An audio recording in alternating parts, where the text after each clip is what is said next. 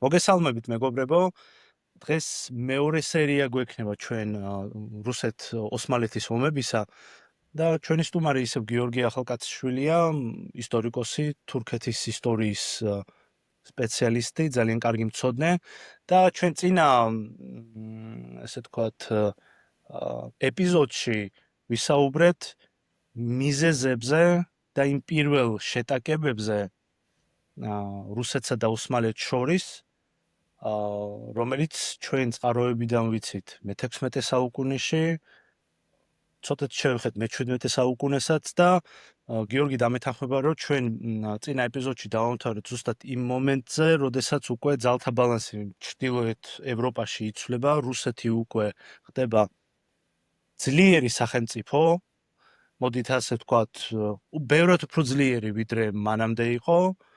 და შვედეთის დამარცხებით ის პრაქტიკულად უკვე დომინანტურ ჩრდილოურ ასე ვთქვათ სახელმწიფოდ ყალიბდება და მისი უკვე მიზანი შემდგომი არის უკვე შავ ზღვაზე გასასვლელის მოპოვება. ამავე დროს ძალიან საინტერესო პერიოდი იწყება უკვე ოსმალეთის იმპერიის ვთქვათ ისტორიაში. ოსმალეთი ვერ ვიტყვით იმას, რომ სრულად დასუსტებული სახელმწიფოა, მაგრამ არის იმის ნიშნები, რომ ეს ის სახელმწიფო აღარაა, რაც იყო მე-16 ან თუნდაც მე-17 საუკუნეებში და ნელ-ნელა უკვე ოსმალეთის იმპერიაც გადადის აი ამ უფრო თავდაცვით რეჟიმში, ჩრდილოეთიდან ეს დიდი სახელმწიფო რუსეთი მოდის სამხრეთის მიმართულებით და ამავდროულად ოსმალეთის იმპერიას ასევე იგივე პრობლემები აქვს უკვე ევროპულ სახელმწიფოებთან და აი დღეს მე და გიორგის გვინდოდა გვესაუბრა უკვე მე-18 საუკუნეზე და მე-19 საუკუნის პრინციპში დასაწყისზეც. გარკვეულწილად გიორგის შემოთავაზებაც იყო, რომ აი ეს მე-18 საუკუნე და მე-19-ის დასაწყისი ცალკე პერიოდად ყოფილიყო აღებული, რადგან მომდევნო პერიოდში, ანუ მე-19-ის მეორე ნახევარში უკვე ჩვენ განსხვავებული უფრო ასე თქვათ პერიოდი იწყება ოსმალეთ-რუსეთის ურთიერთობებში. გიორგი, დიდი მადლობა კიდევ ერთხელ და პრინციპში მოვისმენთ შენს აზრებს, როგორი ვითარება გვაქვს ძალთა ბალანსი აი მე-18 საუკუნის შეიძლება ითქვას შუა პერიოდიდან უკვე. მოგესალმებით კიდევ ერთხელ უღრმესი მადლობა რომ მონაწილეობთ და მაქვს პატივი პოდკასტში მონაწილეობა მივიღო და ვისაუბრო ისეთ გლობალურად მნიშვნელოვან თემაზე რომელიც არის რუსეთ-ოსმალეთის ომი, გაგრძელება, აი ჩვენ წეგან სწორად ბრძანე რომ დავიწყეთ მე-16 საუკუნის ასტრახანის ლაშქრობით და ჩავედით ფაქტობრივად პეტრე პირველსა და ოსმალეთს შორის ურთიერთობებზე დავასრულეთ 1724 წლის კონსტანტინოპოლის ხელშეკრულებით, რომელიც იყო იმ პერიოდის მე-18 საუკუნის პირველი ნახევრის მართლაც სერიოზული ესე ვთქვათ ორი ძლიერი იმპერიის შეთანხმება.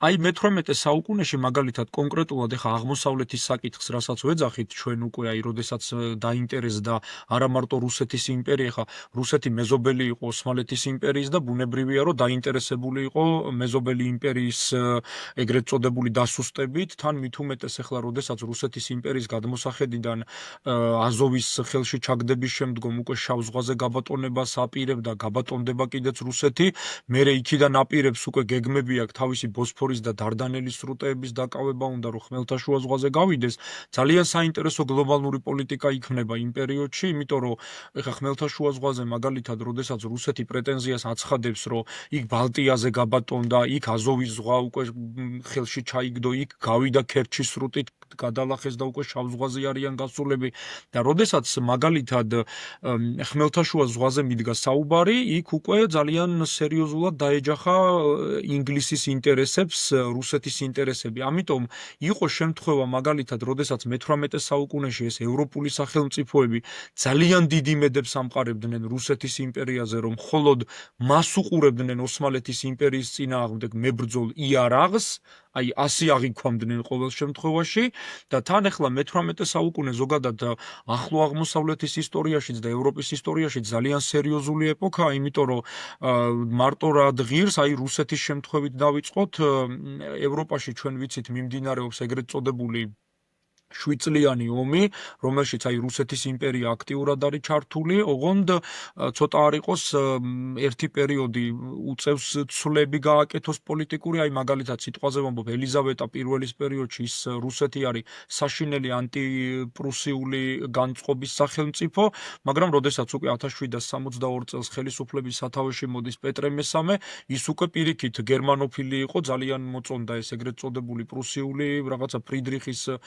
კულტი იყო რუსეთში, შეიძლება ასე ითქვას იმ პერიოდში და აი უკვე 1762 წელს როცა აჯანყება ხდება და რუსეთის საიმპერატორო ხელისუფლების სათავეში პეტრე მესამის მეუღლე ეკატერინე მეორე მოდის უკვე და პეტრეს დააპატიმრებენ, კლავენ შემდგომში ამ პეტრეს და უკვე ერთპიროვნული მმართველი ხდება ეკატერინე, აქედან ხდება რუსეთის იმპერიის ფაქტობრივად გამოთიშვა საერთოდ შვიდწლიანი ომიდან, ჩვენ ეს ვიცით, იმიტომ რომ ეკატერინე არც პრუსიის მომხრე იყო, მაგრამ საერთოდ დატოვა რუსეთმა შვიდწლიანი ომი. შეიძლება ითქვას, რომ ძალიან დიდი დანაკარგებით, იმიტომ რომ რისთვის იბრძოლეს, აი ასეთი კითხვა ჩდება ხოლმე რუსმა ჯარისკაცებმა.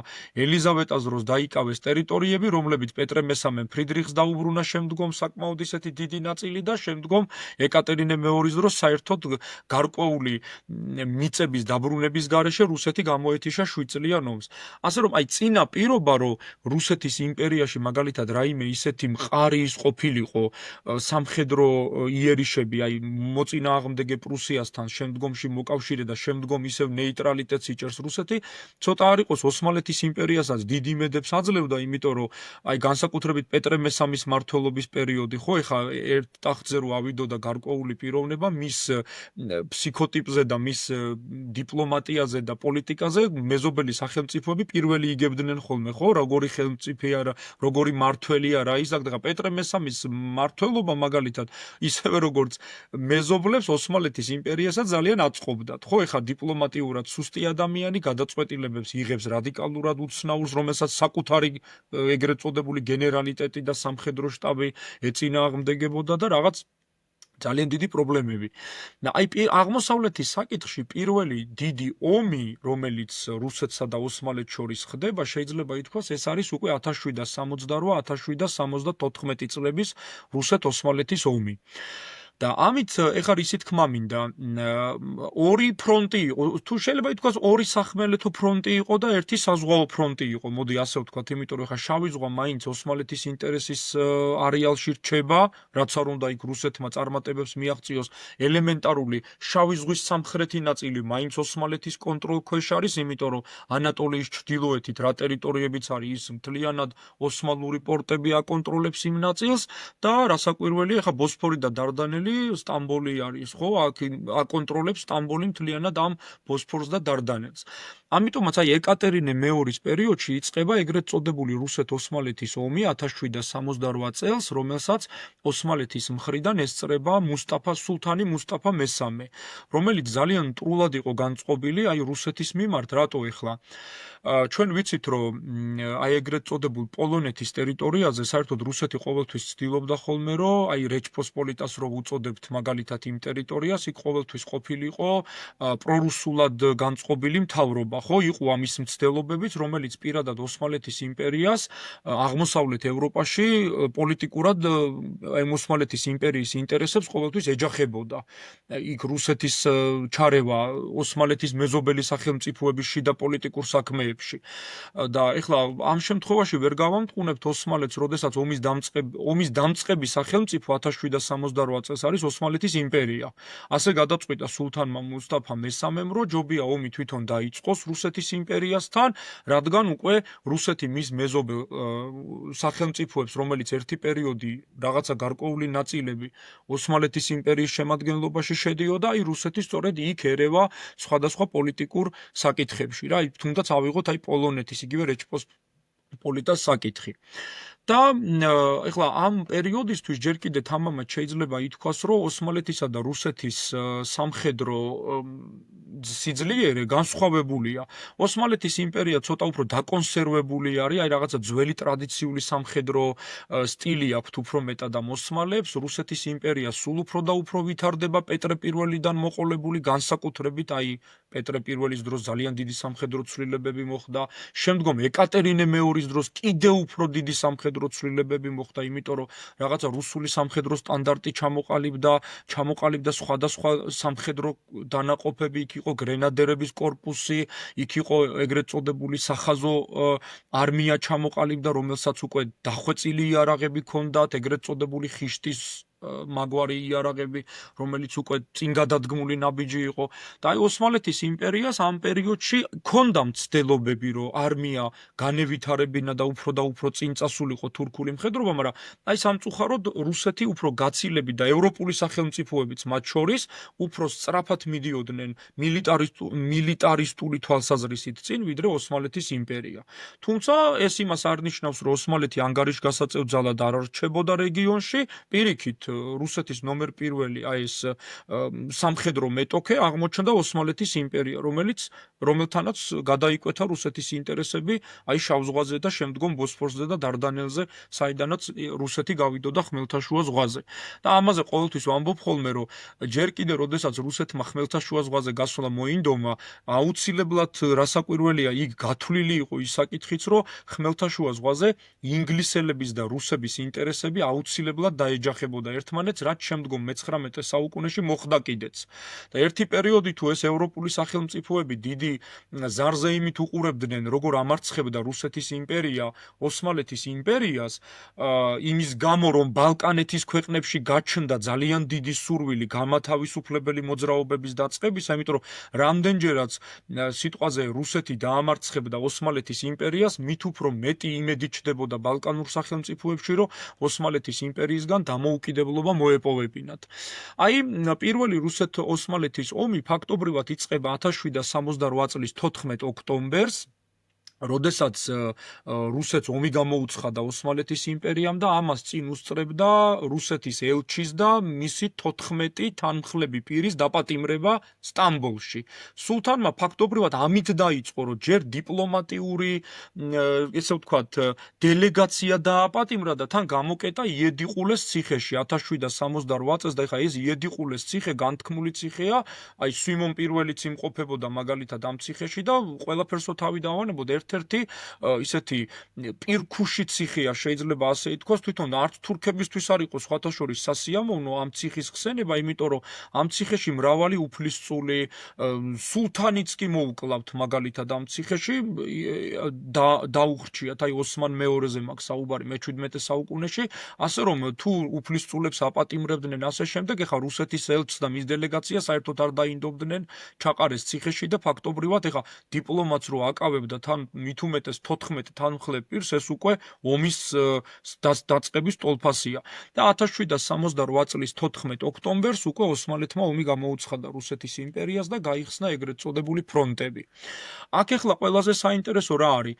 რუსეთის იმპერატრიცა ეკატერინე მეორე თავის გენერალიტეტით, ეხლა განსაკუთრებით აი კავკასიის ფრონტზე დიდი იმედებით იყო გამოგზავნილი გოტლიბ ფონ ტოტლებენი, რომელიც ეკატერინე მეორის მმართველობის პერიოდის რუსეთის იმპერიის ერთ-ერთი გამორჩეული პიროვნება იყო, თავისი ცუდი ხასიათიდან და ესეთი თავნება ხასიათიდან გამომდინარე, ეკატერინეს სხვათა შორის აი ზოგადად რუსეთის იმპერიას ჰქონდა ძალიან დიდი იმედი სოლომონ პირველის, რომელიც დასავლეთ საქართველოში იმერეთის მეფეა, ოსმალეთის იმპერიის ერთ-ერთი დიდი მოწინააღმდეგე, პირიქით ეხლა იქ რომ მაგალითად 1757 წელს ხრესილის ბრძოლაში სოლომონ პირველმა ოსმალები გაანადგურა, ამას რასაკვირველია რუსები ძალიან დადებითად უყურებდნენ ამ ყველაფერს, იმიტომ რომ რამდენჯერაც კავკასიაში სიტყვაზე ერეკლე მეორე და სოლომონ პირველი გაიმარჯვებდნენ ოსმალურ მხედრობასთან, ეს რუსეთის კავკასიური ფრონტის შემსუბუქების ტოლფასი იყო ფაქტობრივად. აი თუნდაც 1769 წელს მაგალითად აპრილში ერთი ფრონტი გაიხსნა დუნაის ფრონტს გულისხმობ, აი რუსეთ-ოსმალეთის დუნაის ფრონტი გაიხსნა, სადაც წარმატებას რუსებმა მიაღწიეს და მეორე ფრონტად რუსები თვლიდნენ, აი რამდენიმე რუსი ისტორიკოსის ნაშრომშიც კი შემხვდა, რომელსაც მერე ჩვენმა ქართველმა ისტორიკოსებმა რეცენზიით უპასუხეს 1769-70 წლების ამბები, რომელიც კავკასიაში ჩატარდა. აი მაგალითად ჩვენ ვიცით, რომ 1769 წელს ტოტლებენი ტოტლებენი იმყოფება საქართველოში, კონკრეტულად აღმოსავლეთ საქართველოში იმყოფება, ქართულ მეფე-მთავრებთან ერთად გეგმავს სერიოზულ იერიშებს ოსმალეთის ეგრეთ წოდებულ კუთვნილ ტერიტორიებზე, საქართველოს ტერიტორიაზე და მათ შორის უმთავრესი იყო ახალციხის საფაშო.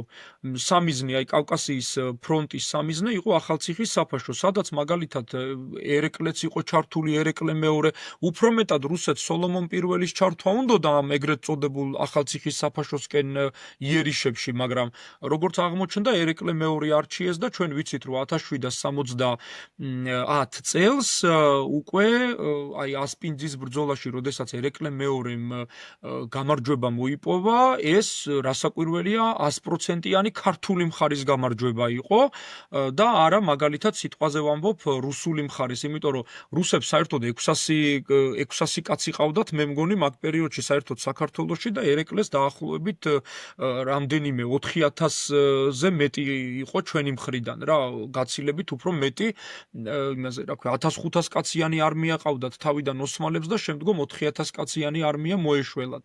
ამიტომ აი კავკასიის ფრონტი რო ესე შევაფასო მაგალითად იმ პერიოდში, უფრო მეტად ოსმალეთის წინააღმდეგ ბრძოლის უნარიანი გამოდის იმერეთის სამეფო და ქართკახეთის მეფე ერეკლე მეორე, რომელსაც თითქოს ეხა ჩვენ ვიცით 1769 წელს ეს ტოტლებენის გაბრაზებისა და მიტრიალების ამბავი, რომ საერთოდ არ მიიღო მონაწილეობა არც ერთ ოპერაციაში, ჩვენ ვიცით, რომ რამდენიმე ციხის დაკავებაზე იყო იქ საუბარი და ტოტლებენის ახირებული, ეხა ერეკლეს ინტერესებში შედიოდა, რომ პირდაპირ ახალციხის საფაშოზე მივიტანოთ იერიშიო, იმიტომ რომ ეხა რუსებს ზარბაზნებით ჰქონდათ შესაბამისი და ამას გამოიყენებდნენ და ერთობლივი ბრძოლით შეიძლება რაღაცა მომხდარიყო იქ ახალციხის საფაშოდან გაეყარათ თურქები. მაგრამ ვიცით, რომ ტოტლებენი მიდის და ერეკლე რჩება ფაქტობრივად ერთ-ერთზე და ერეკლემაც ასპინძის ბრძოლაში გამარჯვების შემდეგ რა გააკეთა? აი რაში გამოიყენა ასპინძის ბრძოლა, ხო? არანაირი სერიოზული ზურგი რო არ ქონდა ვითომ მოკავშირე რუსეთის მხრიდან, გატრიალდა და დაბრუნდა ქართლში. ასე რომ აი ბევრი მაგალითის მოყვანა შეიძლება ეხლა მე ვერავინ დამაჯერებს იმ ფაქტს, რომ ერეკლე ვერ ხვდებოდა რუსეთი რა კუთხით უყურებდა ქართკახეთს და ზოგადად დასავლეთ საქართველოს, ხო?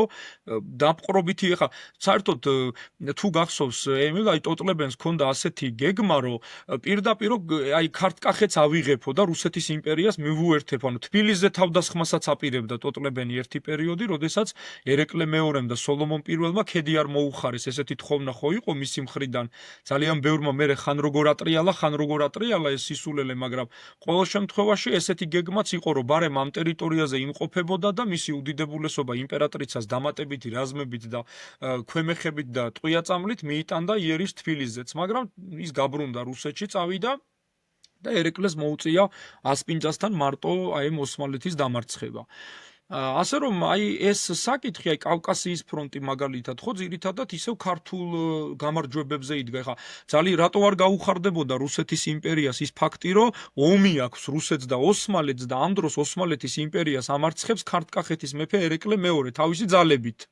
ეს რასაკვირველია ჩვენი ქვეყნისთვის მნიშვნელოვანი ხო, ეს ჩვენი ქვეყნისთვის მნიშვნელოვანი გამარჯვება იყო, მაგრამ ეს ამით რუსეთი ზეიმობდა, იმიტომ რომ რაც უფრო მეტ ოსმალოს დაამარცხებენ ქართველები, მით უფრო უკეთესია რუსეთ-ოსმალეთის ფრონტებისთვის. ეს კავკასიის ფრონტს რაც შეეხება მაგალითად. და ეხლა მაგალითად აი სიტყვაზე იქ ბრძოლები იყო ევროპის ტერიტორიაზე ბუქარესტთან, ხო, აი დუნაის მხარეს ცეცხლი რო გახსნეს რუსებმა და ოსმალებმა და იქ ევროპის ფრონტი რო გაიხსნა, შეიძლება ასე დავარქვათ. იქ იყო სროლები დუნაისპირეთში, იქ იყო სროლები ბელგრადთან, იქ იყო სროლები ბუქარესტთან და ეს ბუქარესტი მნიშვნელოვანი ქალაქია, იმიტომ რომ ერთი პერიოდი რუსეთი დაიკავებს ამ ბუქარესტს, შემდგომ ზავის პირობებში ისევ ოსმალეთის იმპერია დაიბრუნებს, შემდგომ 1812 წლამდე მაინც ოსმალეთის იმპერიის კონტროლქვეშ იყო აი ეს ტერიტორია და ყველაზე მნიშვნელოვანი აი 1768-74 წლების ომში აი ქუჩუკ-კაინარჯის ზავი რო გაფორმდა უკვე ბოლოს 1774-ში და რუსეთმა რო გაიმარჯვა ამ ომში, აქ ერთი მთავარი საკითხი იყო. უნდა ეღიარებინა ოსმალეთის იმპერიას ყირიმი როგორც დამოუკიდებელი სახელმწიფო.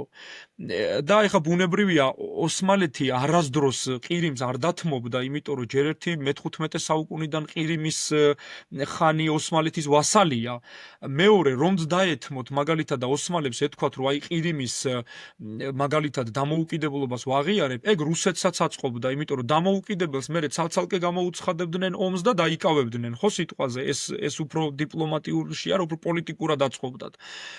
აი რა ხდება რა თქმა უნდა. ხო, აი 1774 წელს ქუჩუკ-კაინარჯის ზავი რო გაფორმდა უკვე ფაქტობრივად აი ოსმალეთსა და რუსეთს შორის, ამ ქუჩუკ-კაინარჯის საზავო ფაქტობრივად გარკვეული პირობებით ნახე რა გააკეთა რუსეთმა უბრალოდ აი აუდიტორიასაც რომ კარგად აუხსნა მარტივენაზე დასავლეთ საქართველოში ჩვენ ვიცით რომ ოსმალეთის იმპერია გარკვეულ ნაწილებს მე-18 საუკუნეშიც აკონტროლებდა ხო მართალია ხა სოლომონ პირველი აღარ ექვემდებარებოდა ოსმალეთის იმპერიას იქ ტყვეთას ყიდვა აიკრძალა პირიქით ძალიან მკაცრი კანონები შემოვიდა აქ სოლომონ პირველთან მიმართებაში ის კი არა სხვათა შორის აი სანამ დაიწყებოდა რუსეთ-ოსმალეთის ომი, იქ ოსმალეთის იმპერიას აქტიურად შემოყავდა დასავლეთ საქართველოში არმიები და სოლომონმა რუსეთის იმპერიას არაერთხელ მიმართა დახმარებით.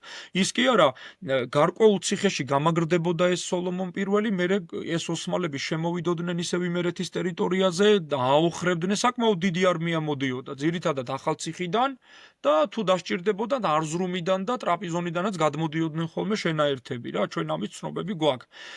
და აი აქ ეგრეთ წოდებულ იმაში, რა ქვია, რუსეთთან რამდენჯერმე ითხოვა სოლომონ პირველმა დახმარება, მაგრამ რუსეთის მხრიდან არანაირი უკავშირი არ ქონდა. შესაბამისად მარტო უწევდა ხოლმე ძირითადად აი ამ ოსმალეთთან გამკლავება. ზოგჯერ ვერც უმკლავდებოდა, ამიტომ აი ქვემოთ მაგალითად სამხრეთ-დასავლეთ საქართველოს ძალიან დიდ ნაწილს ჯერ კიდე მე-18 საუკუნეში ჩვეულებრივად ოსმალური გარნიზონები იდგნენ და თურქები აკონტროლებდნენ. და ქუჩუკ-კაინარჯის ზავის ერთ-ერთი მთავარი პირობა რა იყო? მიუხედავად რუსეთის გამარჯვებისა, ფაქტობრივად ყირიმი უნდა ეღიარებინა ოსმალეთს როგორც დამოუკიდებელი სახელმწიფო, ეს იყო ერთ-ერთი მთავარი პირობა და მეორე, რომელიც აი ყველაზე მეტად შეიძლება რომ ყურადღება მიიქციოს. დასავლეთ საქართველო რუსეთმა სცნო, აი რაცაც ფლობდა ოსმალეთის იმპერია, ოსმალეთის გავლენის ქვეშ, ანუ ზეგავლენის ქვეშ, მაგრამ ამ პირობით ოსმალეთს არანაირი ეკონომიკური სარგებელი დასავლეთ საქართველოსთან არ უნდა ენახა. ანუ ფაქტობრივად რუსეთი არც დასავლეთ საქართველოს უკეთებს კარგ საქმეს, იმიტომ რომ ოსმალეთის იმპერიის ზეგავლენის ქვეშ აღიარებს დასავლეთ საქართველოს და მეორე ის რომ საერთოდ ხარკის გადახდა, ანუ ეკონომიკურადაც ოსმალეთის იმპერია იქიდან ვერ ისარგებლებდა. წინააღმდეგ შემთხვევაში მაშინ ეს იქნებოდა ახალი ომის საბაბი. აი ყირიმთან დაკავშირებით, მიუხედავად იმისა, რომ 1768-1774 წლებში რუსეთ-ოსმალეთის ომი დამთავრდა, თურქეთის სულთანი, აი მაგალითად საინტერესო რა არის, 1774-ში გარდაიცვალა ზუსტად ერთი კვირით ადრე, გარდაიცვალა სულთანი მუსტაფა მესამე, აი სანამ საბოლოო ზავი გაფორმდებოდა და 1768-74 წლების რუსეთ-ოსმალეთის ომის დასრულება მოუწია მის ძმას, რომელიც მისი გარდაცვალების შემდეგ სტამბოლში სულთნის ტახტზე ავიდა, ეს არის სულთანი აბდულჰამიდ პირველი. სწორედ მისი მთავრობის პერიოდში მოეწერა ქუჩუკ-კაინარჯის საზავო ხელშეკრულებას ხელი ოსმალეთის მხრიდან. და ეხლა აქ რაშია საქმე?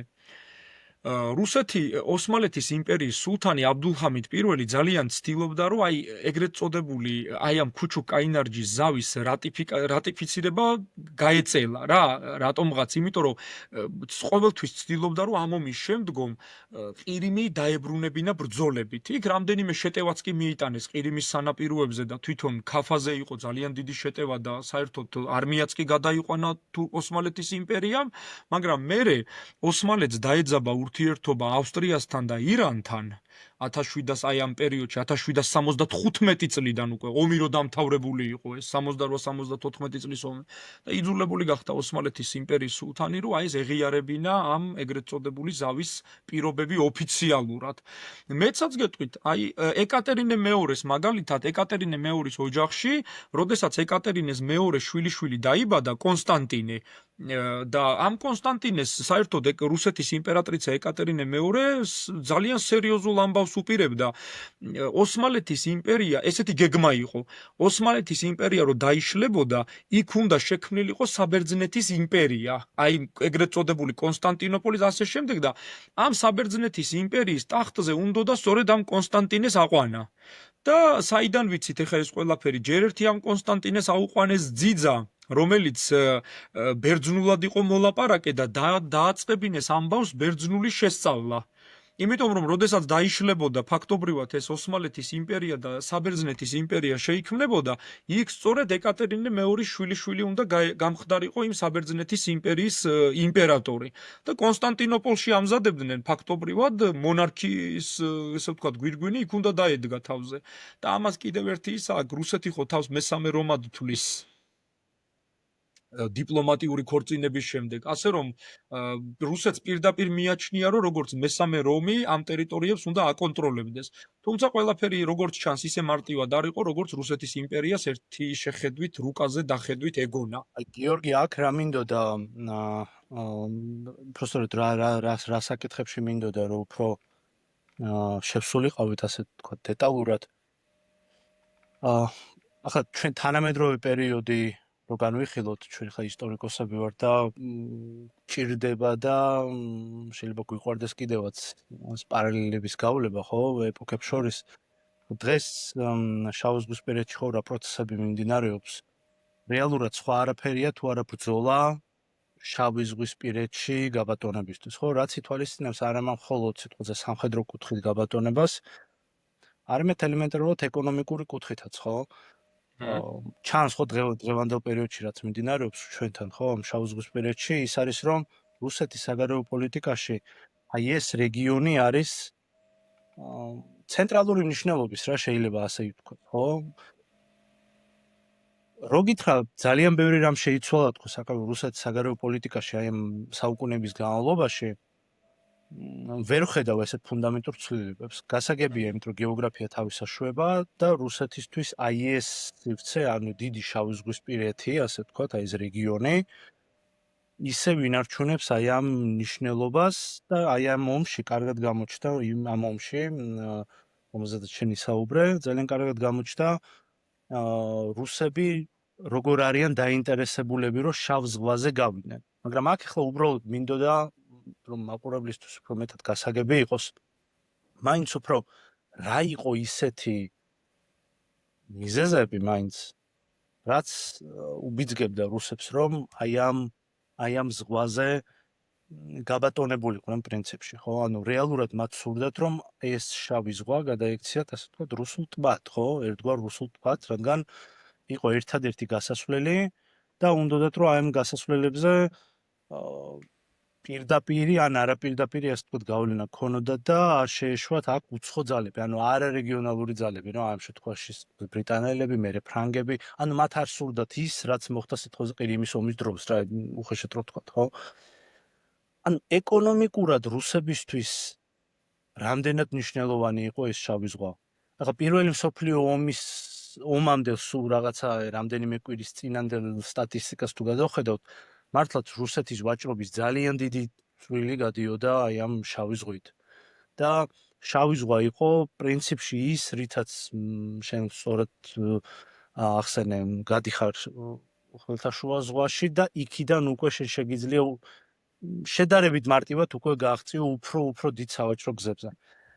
ხედავთ ჩვენ ამას, აი ამ კომპონენტებს, აი ამ ეკონომიკურ, სავაჭრო ეკონომიკურ მიმართულებას უკვე იმ დროსაც მე-18 საუკუნეში, პეტრეს დროს ჩანს ეს მომენტები, მაგრამ მაინც მას სურდა უფრო ბალტიისკენ გასვლა, რადგან მანდ იყო დიდი ვაჭრობა უფრო აი იმ ჩრდილოურ მდიდარ ეს თქო ევროპულ ქვეყნებთან და პლუს ბრიტანეთთანაც და აი აქ სამხრეთით რა ხდება? აი ეს არის ძალიან საინტერესო, იმიტომ რომ კასპიის ზღვა გასაგებია, კასპიის ზღვა ირანთან გადიხარ სავაჭროდ, ირანით მერე გადიხარ უკვე სიტყვაზე ინდოეთის ოკეანეში, აი შავ ზღვაში რა ვითარება გვაქვს? უკეთესი ვითარება ეკონომიკურად რუსებისთვის ვიდრე კასპიისპირეთი, მაგრამ მაინც და მაინც ისეთი სიმდიდრეც არ მოდიოდა თითქოს რუსებისთვის, როგორც ეს იყო ბალტიისპირეთში. შემიძლია ვთქვა, რომ შავი ზღვა იყო უფრო სამხედრო მიზნებისთვის მნიშვნელოვანი და შემდეგ ეკონომიკური თუ ორივე კომპონენტი თანაბარი. აი მაინტერესებდა შენ რას ფიქრობ ამაზე. დიდად აი ხარო დაუკვირდეთ მაგალითად შავი ზღვის რეგიონის აი იმ პერიოდის სავაჭრო ქალაქებს და ზოგადად სავაჭრო პორტებს, აი ვისთან შეიძლება ისევ ზავის ისევ აი ზავის დადების შემდეგ მაგალითად ხო რუსეთს გარკვეულწილად ეხა ჩვენ ვიცით რომ სავაჭრო გემები ყოველთვის მიდიოდნენ ხოლმე აი ბულგარეთის ეგრეთ წოდებულ სანაპირო ზოლში არსებული სავაჭრო ქალაქებით თუ ისარგებლებდა ეგ ერთი, რომელსაც უმეტესწილად ოსმალები აკონტროლებდნენ, მეორე თვითონ კონსტანტინოპოლის სავაჭრო ბაზრით თუ ისარგებლებდა ისევ ოსმალეთის იმპერიასთან უნდა ქონოდა ეგრეთ წოდებული სავაჭრო კონტაქტები მშვიდობის პერიოდში, რომელიც მაგალითად დიდად მომგებიანი არ იყო, მაგრამ აი ერთს ვიტყვი სიტყვაზე რა აი რუსეთმა ეკონომიკურად როგორ მოიგო ამ შემთხვევაში. აი 1774 წლის 10 ივლისს, როდესაც ხელი მოეწერა ეგრეთ წოდებულ ქუჩუქ კაინარჯის საზავო ხელშეკრულებას, ეს შედგებოდა 28 მუხლისგან და კიდევ ორი დამატება იყო, 28 მუხლი და ორი დამატება. და საბოლოო ჯამში ისე გამოვიდა, რომ რუსეთმა ეგრეთ წოდებული კონტრიბუციის სახით აი ამ ომში ოსმალეთის იმპერიისგან მიიღო დაახლოებით 4.5 მილიონი მანეთი. აი რომ გადმოვიყვანოთ და ეს ოსმალურ ფულში იყო 7.5 მილიონი ყურუში.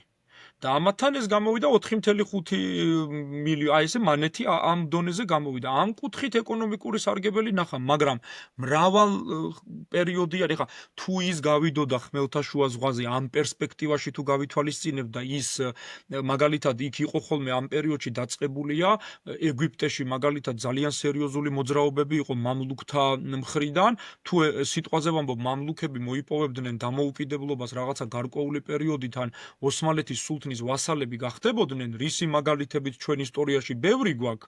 თან იმ პერიოდში ძირითადად ეგვიპტის მამლუქთა ტერიტორიაზე სულ არა, ნუ უფრო მეტი ქართული წარმოშობის ადამიანი განაგებდა იქაურობას, მერე იქ რუსეთის საელჩოს გახსნასაც კი ცდილობდა, ეკონომიკურ კონტაქტების დამყარებასაც ცდილობდა. ამ კუთხით უკვე თუ გავიდოდა ხმელთაშუა ზღვაზე რაღაც სარგებელი იქნებოდა, მაგრამ ისეთივე დიდი სარგებელი, როგორიც სიტყვაზე ბალტიიდან ქონდა რუსეთის იმპერიას, იმიტომ რომ იქიდან ფაქტობრივად ჩვენ ვიცით რომ გადიოდა, ნუ თუ დაპირისპირება არ იყო ჩრდილოეთის ზღვაში შეეძლოთ რომ გასულიყვნენ და სხვა და სხვა.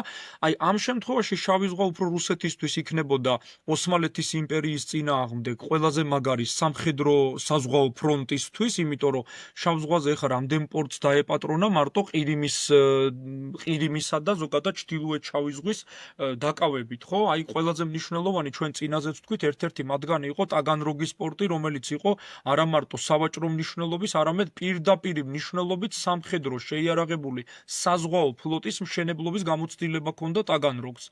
ასე რომ აი უფრო მეტად წეღან როგორც ახსენე, მე ვიტყოდი რომ ეს იქნებოდა უფრო ფრონტის ხაზი რუსეთისთვის, რომელიც აუცილებლად უნდა დაეკავებინა, იმიტომ რომ წინააღმდეგ შემთხვევაში, ეხა ოსმალეთს უკვე ჯერ ერთი მე-16 საუკუნის ბოლოდან ის ფლოტი აღარ ყავთ, რაც ერთი პერიოდი აზანზარებდა შავ ზღვას და ხმელთაშუა ზღვას. აი ჯერ ეს აღვნიშნოთ. რუსეთს ეხა დიდად ოსმალურ ეგრეთ წოდებულ ხომალდებთან დაპირისპირება, აი მეორე ომს რო ვახსენებთ 1787-1792 წლების რუსეთ-ოსმალეთის ომს, იქ იყო რუსეთსა და ოსმალეთს შორის დაპირისპირება ეგრეთ წოდებული ჩეშმენის საზღვაო ბრძოლაზე მაქვს საუბარი, სადაც რუსეთმა გაანადგურა ოსმალური ფლოტი.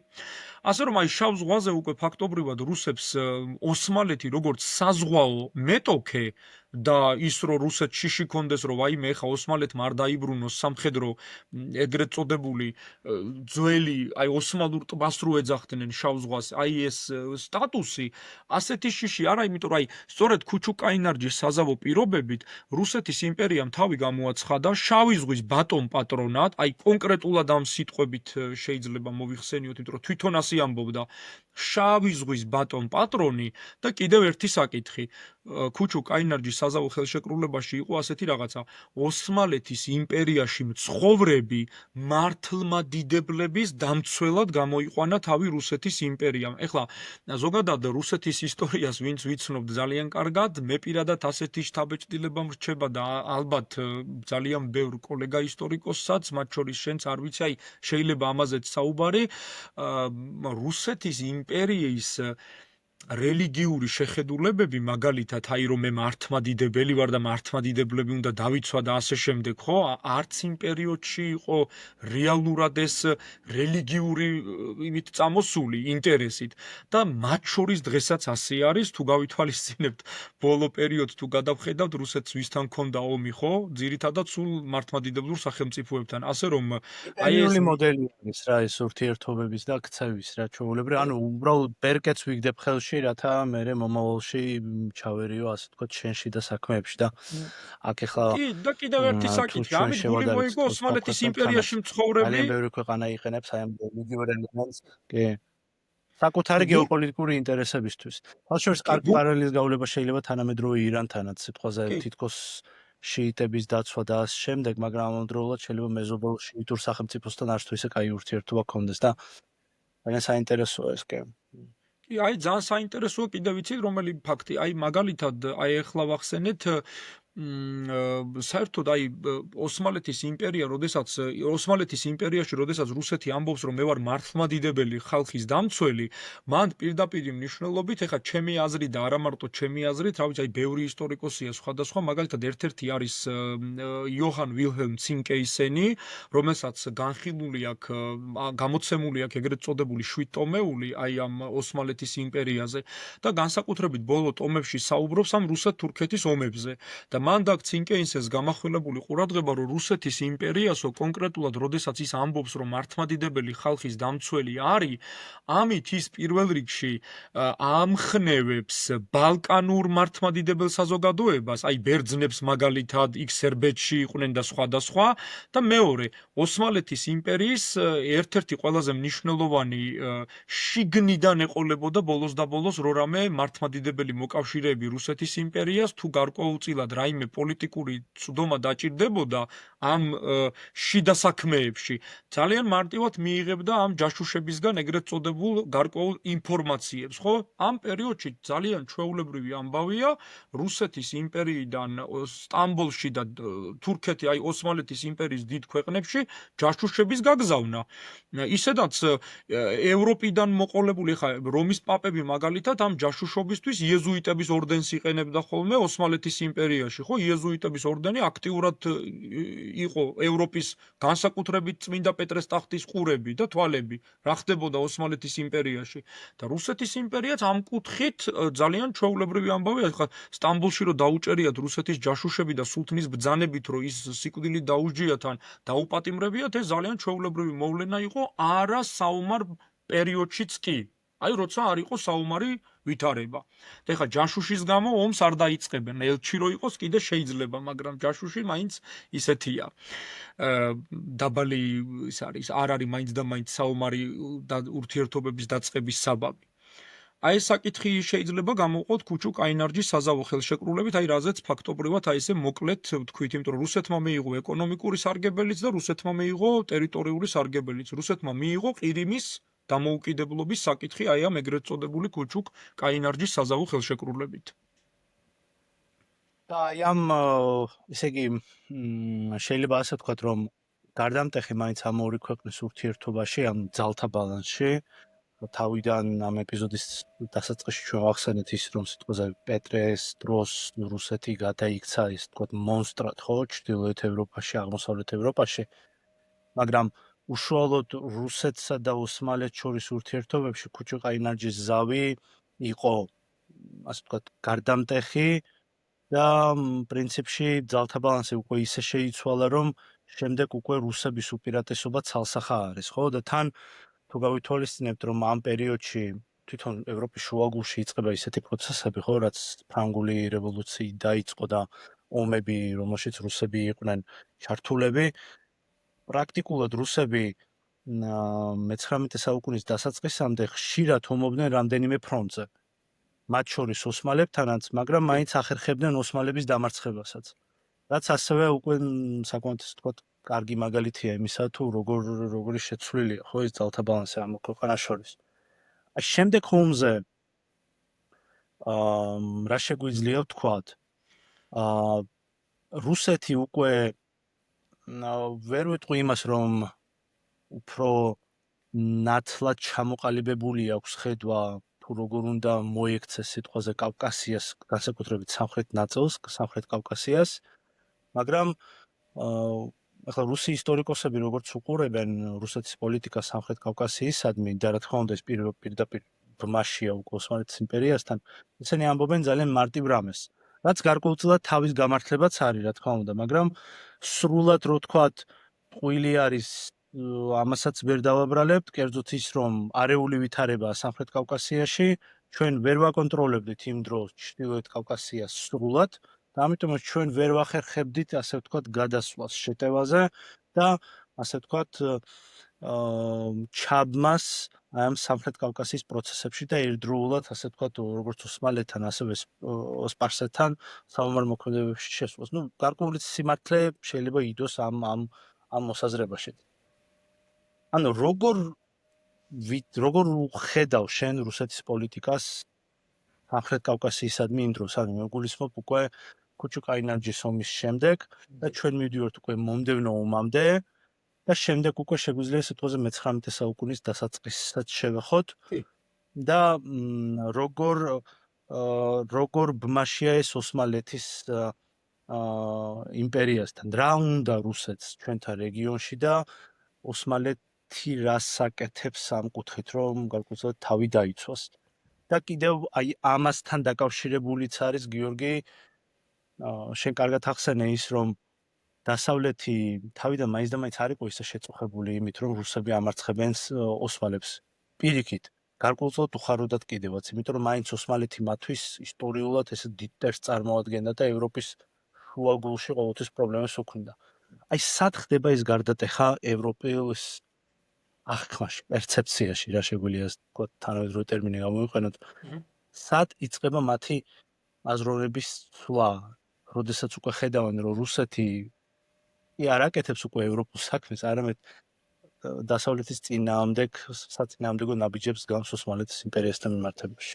აი, მოდი ქრონოლოგიურად მივყვეთ, იმიტომ რომ ფაქტობრივად ეხლა აი ეგ ძალიან საინტერესო საკითხია, იმიტომ რომ ზოგადად თვითონ ევროპულ სახელმწიფოებსაც აქვთ ძალიან ცვალებადი პოლიტიკური ხასიათი, იმიტომ რომ აი თავდაპირველად მაგალითად ხო სიტყვაზე პირველ ომს უყურებდნენ ძალიან ესე რუსეთს უყურებენ ძალიან დიდი იმედით, რომ იქნებ დაამარცხოს ოსმალეთის იმპერია, რომელიც აი რამდენჯერაც უფრო მეტჯერ დამარცხდებოდა ოსმალეთი, ევროპული სახელმწიფოების მხრიდანაც ძალიან დიდი, იცი რა, ამას ყველაფერს თუ თავი გავანებოთ, მოიცალეს და როგორც იქნა, აი კულტურასაც გაეცნენ რა, ეხა აქ ესეთი შთაბეჭდილება იქმნება, რომ აი ოსმალეთის იმპერია აკონტროლებს ბალკანეთს.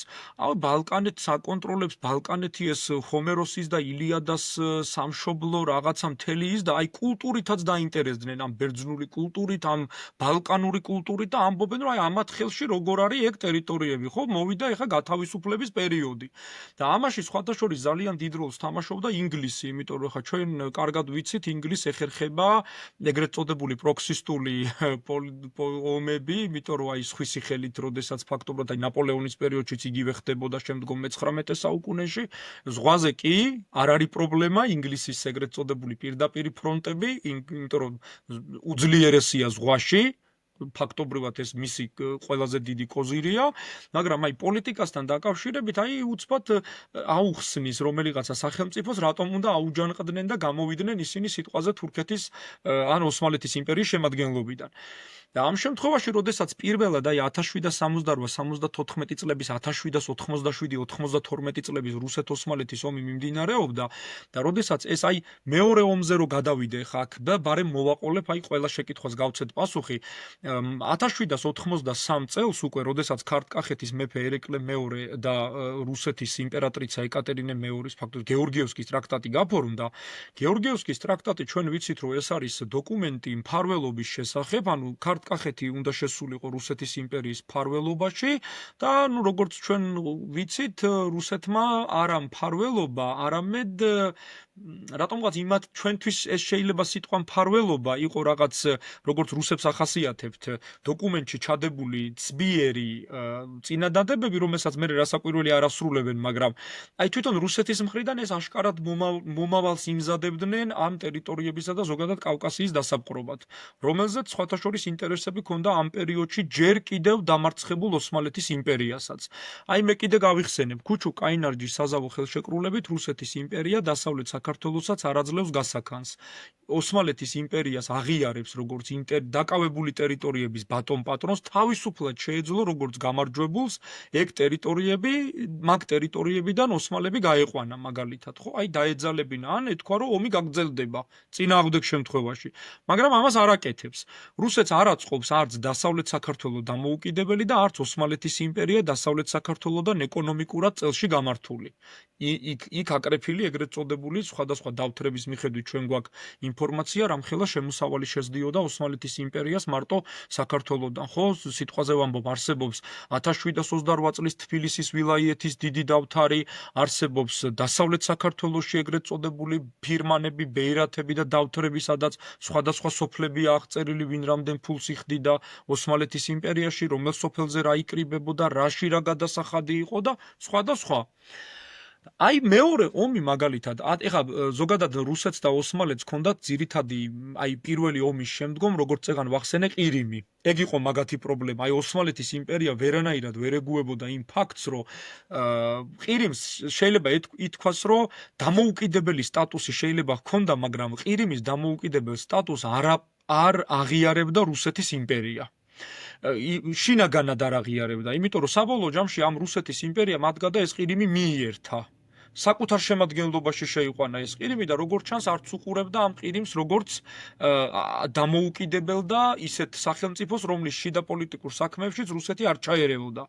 რაშიც ყოველთვის ღიზიანდებოდა ოსმალეთის იმპერია. იყო მაგალითად ასეთი შემთხვევა 1784 წელს 8 იანვარს ოსმალეთის იმპერიამ საბოლოოდ აღიარა ყირიმი რუსეთის იმპერიის დაქვემდებარებაში. აი 1784 წლის 8 იანვარზე მაქვს საუბარი. ერთი წლით ადრე არის გეორგიევსკის ტრაქტატი გაფორმებული. და აქ ახლა ერთი ძალიან საინტერესო ამბავი ხდება ომის დაწყებამდე.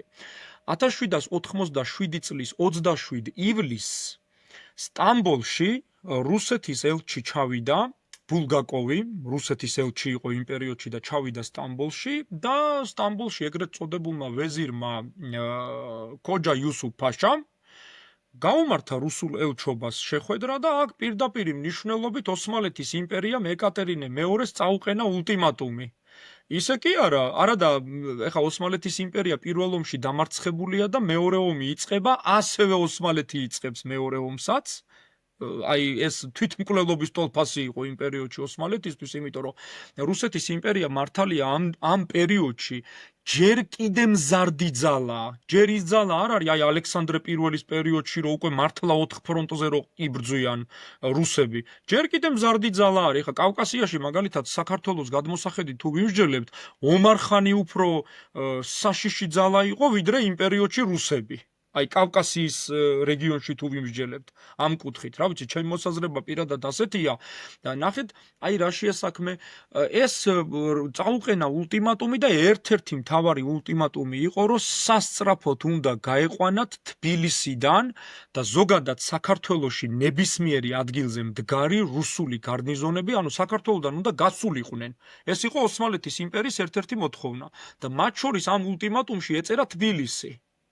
სასწრაფოდ უნდა დაეტოვებინათ რუსებს თბილისი, გასულიყვნენ აქედან და აქ სხვათა შორის აი არსებობს ასეთი ელექტრონული ვერსიაც არის ამის საქართველოს შესახებ ოსმალური დოკუმენტური ცნობები, სადაც საუბარი არის იმაზე, ხა ეს ცნობილი ფაქტია, ოსმალეთის სულთანი როგორ უკავშირდება მაგალითად ერეკლე მეორეს და როგორ ესე ვთქვათ ეუბნება, რომ აი ჩემ სულთნის ხალათს მოგართმევ, ანუ ვეზირის ხალათს მოგართმევ, ხელშეკრულება ჩვენ თან გააფორმე, ერთად შევუტიოთ რუსებს ამად ამ ფრონტებზე, ანუ ერეკლე მეორეს იქ რუსეთის მხრიდან ქონდა ეგრეთ წოდებული გეორგიევსკის ტრაქტატი, აქედან ოსმალეთის იმპერია გარკვეულ პირობებს პირდება ერეკლე მეორეს, ძალიან სერიოზული პოლიტიკური შეთავაზებების ის არის რეგიონ, კავკასიის რეგიონში, ერეკლესთვის განსაკუთრებით.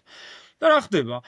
1787 წლის 27 აგვისტოს, 27 ივლისს ჩავიდნენ, როგორც ვახსენე, ბულგაკოვი და მისი თანმხლები ელჩები სტამბოლში, ხო? წაუყენა მთელი რიგი ულტიმატუმი ქოჯა იუსუფ ფაშამ და 1787 წლის 27 აგვისტოს ზუსტად ერთ თვეში იწყება 1787-1792 წლების რუსეთ-ოსმალეთის მეორე ომი, აი მე-18 საუკუნის აღმოსავლეთის საკითხში.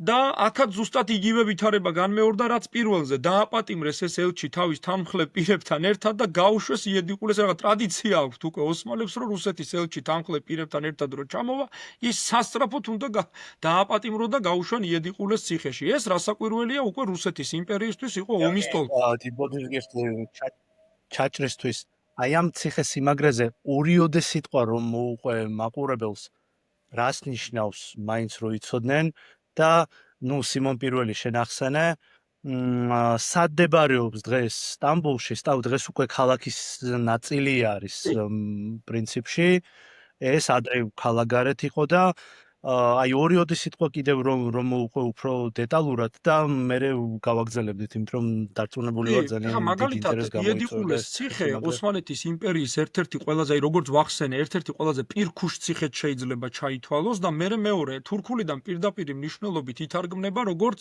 7 კოშკიანი ციხე-სიმაგრე იედიყულე აი ესეთი თარგმანი შეიძლება კონდეს. ეს ციხე აშენდა 1458 წელს ამ პერიოდში, აი როდესაც სულთან მეჰმედ მეორემ აიღო კონსტანტინოპოლი და ბიზანტიის იმპერიას მოუღო ბოლო, იედიყულეს ციხე 1458 წელს აშენდა, ის არის ეგრეთ წოდებული სტამბოლის სანაპირო ზოლში, აი იქ რუმელიის ციხეც არის აშენებული, იქ ანატოლიის ციხეც არის აშენებული და ამ ციხეს ჰქონდა დანიშნულება აი ყველაზე აი პოლიტიკურ პატიმრებს, უცხო სახელმწიფოებიდან აი დატყვევებულ ლიდერებს, მათ შორის აი წეღან სვიმონი ვახსენე, მაგრამ ძალიან ბევრი რუსი ელჩი ყოფილა, მაგალითად ამ ციხე-სიმაგრის სტუმარი, თან ზოგჯერ დიდი ხნით, ზოგჯერ სამუდამოდ, ზოგჯერ გამოუშვიათ. ასეთი ფაქტებიც არსებობს, მაგრამ თვითონ ეს აი როგორც წეღან თქვი, იედიყულეს ციხეს ახასიათებს ეგრეთ წოდებული ასეთი ისა აქ, აი როგორ თქვა, ისტორიული მნიშვნელობა. მარტო ოსმალეთის მტრები არ მიდიოდნენ, მან ხშირ შემთხვევაში მიდიოდნენ უფლისწულები, აი მაგალითად სულთანი რო გახდებოდა, ხა ოსმალეთის იმპერიაში არსებობდა ასეთი კანონი, რომელიც ასევე სულთან მეჰმედ მეორემ მე-15 საუკუნეში დააკანონა, როდესაც ერთი ძმა ავიდოდა ტახტზე, მას საკუთარი ძმები უნდა შეეწირა, ხო? ეს იყო შეიხულ ისლამის ნებართვით, მოითხოვდა ფეტვას, რომელსაც გასცემდა რელიგიური პირი და დანარჩენები უნდა შეეწირა. მე-17 საუკუნეში აჰმედ პირველის პერიოდში ამ რეფორმის პატარა ცვლილება ხდება და უფლისწულებს უკვე აღარ ხოცავდნენ. იყო პერიოდი, როდესაც იედიყულეს ციხეში გამოამწყვდებდნენ, იყო პერიოდი, როცა თოფქაფის სასახლეში ეგრეთ წოდებულ კაფეზეში ჩასვავდნენ და გარეთ გამოხედვის საშუალებას არ აძლევდნენ, რაღაც პატარა ბაღს მიუშენებდნენ და ეგ იყო მაგათი ეგრეთ წოდებული ოსმალეთის იმპერია. ასე რომ აი ეს იედიყულეს ციხე საკმაოდ ფართომასშტაბიანი ციხეა, ეხა მე ვერ ვიტყვი რომ ის გაუძლებს რაღაცა მასიურ დაბომბვას და ასე შემდეგ და ეს იყო რაღაც თავდაცვითი ხასიათი. ეს უფრო იყო ტყვეებისთვის განკუთვნილი ციხე, რომელიც 1458 წლიდან მეჰმედ მეორე დამპყრობლის პერიოდიდან მისი ბრძანებით აშენდა და ფუნქციონირებდა სტამბოლში. და იმ პერიოდში ის არაერთი როგორც ვახსენე უფლისწული და სახელმწიფო თვით სულთანიც კი ოსმან მეორე სწორედ აქ 1622 წელს სულთანი ოსმან მეორე, რომელიც იენიჩართა აჯანყების შედეგად დაამხეს და გამოატარეს სამარცხვინოდ ბაზარი, ვირზე უკუღმა შესმული ესეთი რამე იყო, თან მით უმეტეს სულთნის მკვლელობა ეს კიდე ერთი საკითხია, მით უმეტეს იენიჩართა მხრიდან, იმიტომ რომ ქვეშევრდომების მხრიდან და მეორე 1517 წლიდან ოსმალეთის სულთნები ატარებდნენ ხალიფას ტიტულს, რაც ისლამის რელიგიურ იმაში პირველი პირი იყო. ალაჰის ჩრდილი დედამიწაზე ასე მოიხსენიებდნენ საკუთარ თავებს, ხო? 98 ხალიფა იყო ოსმალეთის ისტორიაში, სელიმ პირველი, რომელმაც მამლუქები დაამარცხა და იქიდან მიითვისა ხალიფას ტიტული. როდესაც ჩამოახრჩო 1517 წელს ხალიფა ალ-მუთავაქილ მესამე, უკანასკნელი ეგრეთ წოდებული არაბული წარმოშობის ხალიფა. და თვითონ ოსმალეთის იმპერიის სულთნები ამ ხალიფას ტიტულს ატარებდნენ და იედიყულეს ციხეში სწორედ ხალიფა და სულთანი ოსმან მეორე აი ასე გაიმეტეს სასიკვდილოდ. რასაც სხვათა შორის ოსმალეთის იმპერიაში მოჰყვა აბაზა მეჰმედ ფაშას აჯანყება და აბაზა მეჰმედ ფაშა იყო ქართველი, დასავლეთ საქართველოსდან, ან აფხაზეთიდან, ან კონკრეტულად აფხაზთა სამეფო, ანუ დასავლეთ საქართველოს იგულისხმებოდა, ან კონკრეტულად აფხაზეთი. აი ეს გასარკვევია. ზოგი მკვლევარი ამბობს, რომ აფხაზი იყო, ზოგი კონკრეტულად დასავლეთ საქართველოს ასახელებს. ასე რომ იედიყულეს ციხეს მადლობა, ძალიან საინტერესო დანიშნულება ჰქონდა. ციხე-სიმაგრესთან დაკავშირებით. და აი ფაქტობრივად ეხა აი ეს ნაწილი რა ხო ნუ რუსელჩებს ხო კიდევ და აი ვიმეორებ. ესე იგი რუსელჩებს არ უმართლოდათ. პრინციპში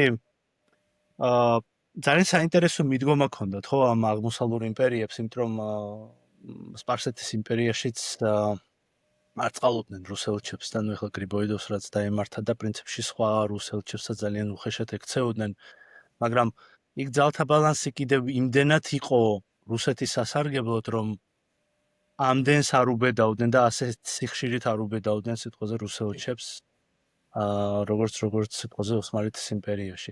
და ესე ძალიან საინტერესოა, ხო? მომდევნო სიტყვაზე მე-19 საუკუნეში როგორ ექცეოდნენ რუსელჩებს ოსმალები, ხო? და როგორ იყო ის მე-18 საუკუნეში.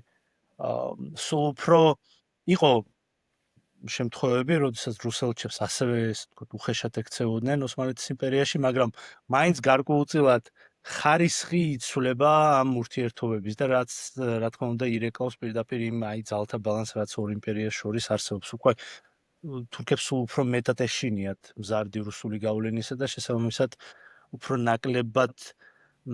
ნაკლებად ცდილობენ ასე დონეზე, ესე ვთქვათ, შეურაცხყოფა მიაყენონ, ხო, რუსელჩებს. ეს მე-19 საუკუნეში პრინციპში აი რუსი ისტორიკოსები მე-19 საუკუნისაც კი უკვე აი ამაზე წერდნენ და მახსოვს როგორ ახასიათებდნენ რა იმ პერიოდს, რომ ესე იგი მე-18 საუკუნეში განსხვავებული პერიოდია, მე-19 საუკუნეში ჩვენ უფრო თავდაჯერებულები ვართ და ოსმალებიც უკვე უფრო მეტად იცავენ დიპლომატიურ ეტიკას.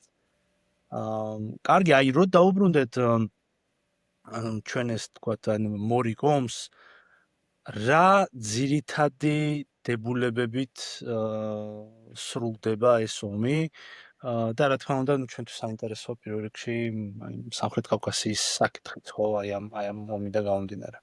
კი.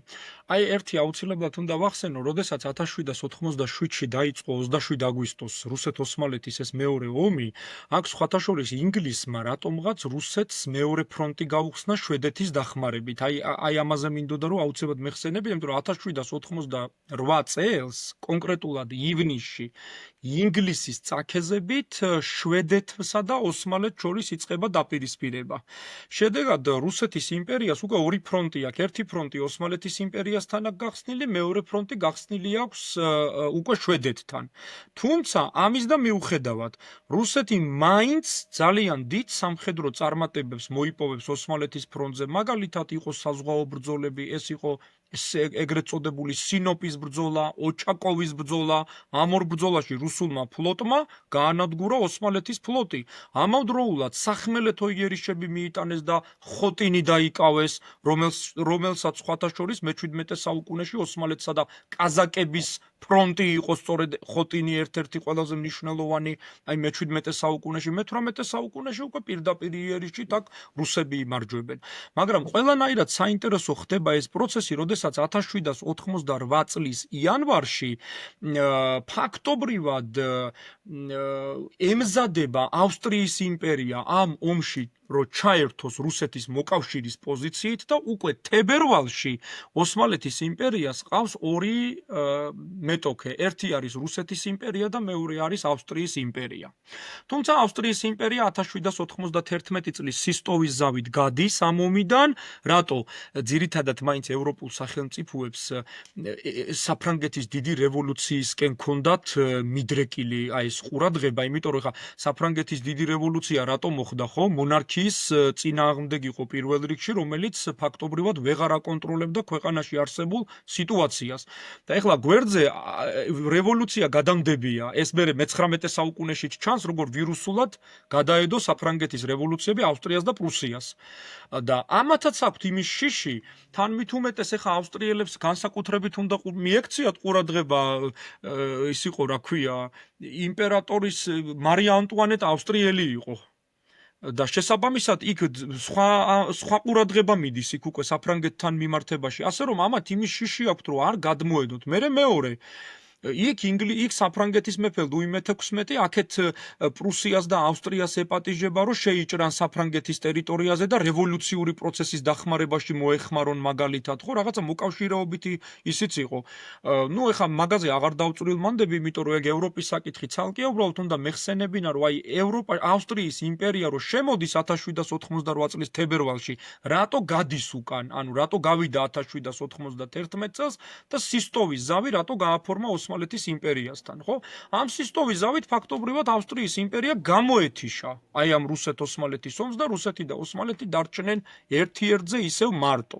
ისე სხვათა შორის ინგლისმაც იქიდან პოლიტიკურად თითი დაუქნია ავსტრიის იმპერიას, რომ ეგ ევროპის ომი არ არისო, ეგ არისო რუსეთ-ოსმალეთის ომიო და ფაქტობრივად ავსტრია ჩამოაჩოჩეს ამ ომიდან, როგორც შევიდა, ისე გამოიყვანეს უკან. ასე ვთქვათ, ძირითადი ფრონტი მაინც აფრანგეთის შეჩერება ბევრად მნიშვნელოვანი იყო იმ მომენტში. კი, რასაკვირველია, ასე რომ ეს ძირითადი ფრონტი მაინც იყო რუსეთსა და ოსმალეთს შორის. აი 1790 მაინც აი ამ პერიოდს რო უყურებ, აი ფრანგული რევოლუციიდან დაწყებული,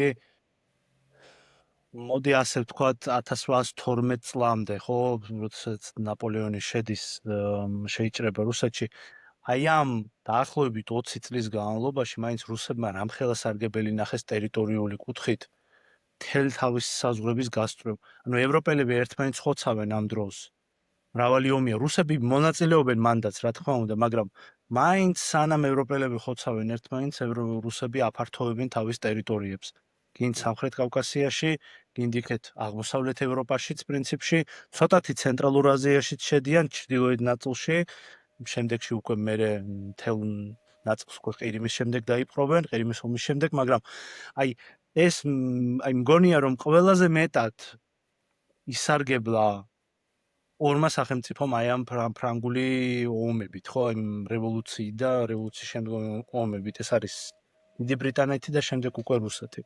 ის ზღვაში გაფართოვდა, ეს აქეთ ტერიტორიულად მთელი თავისი საზღვრების გასწვრივ და მთელი მე-19 საუკუნე პრინციპში ეს იყო რა, რომ ასე ვთქვათ, რუსულ-ბრიტანული დაპირისპირება და ანუ ფოკუსი მთელი აი ამ მსოფლიო დიპლომატიის იმ დროს მაინც ევროპა არის, მაგრამ ევროპული კონტინენტია, მაგრამ რეალური ცვლილებები ზღვაში და იქეთ რუსეთის მხარეს მიმდინარეობს რა, ძალიან საინტერესოა რა ეს რა.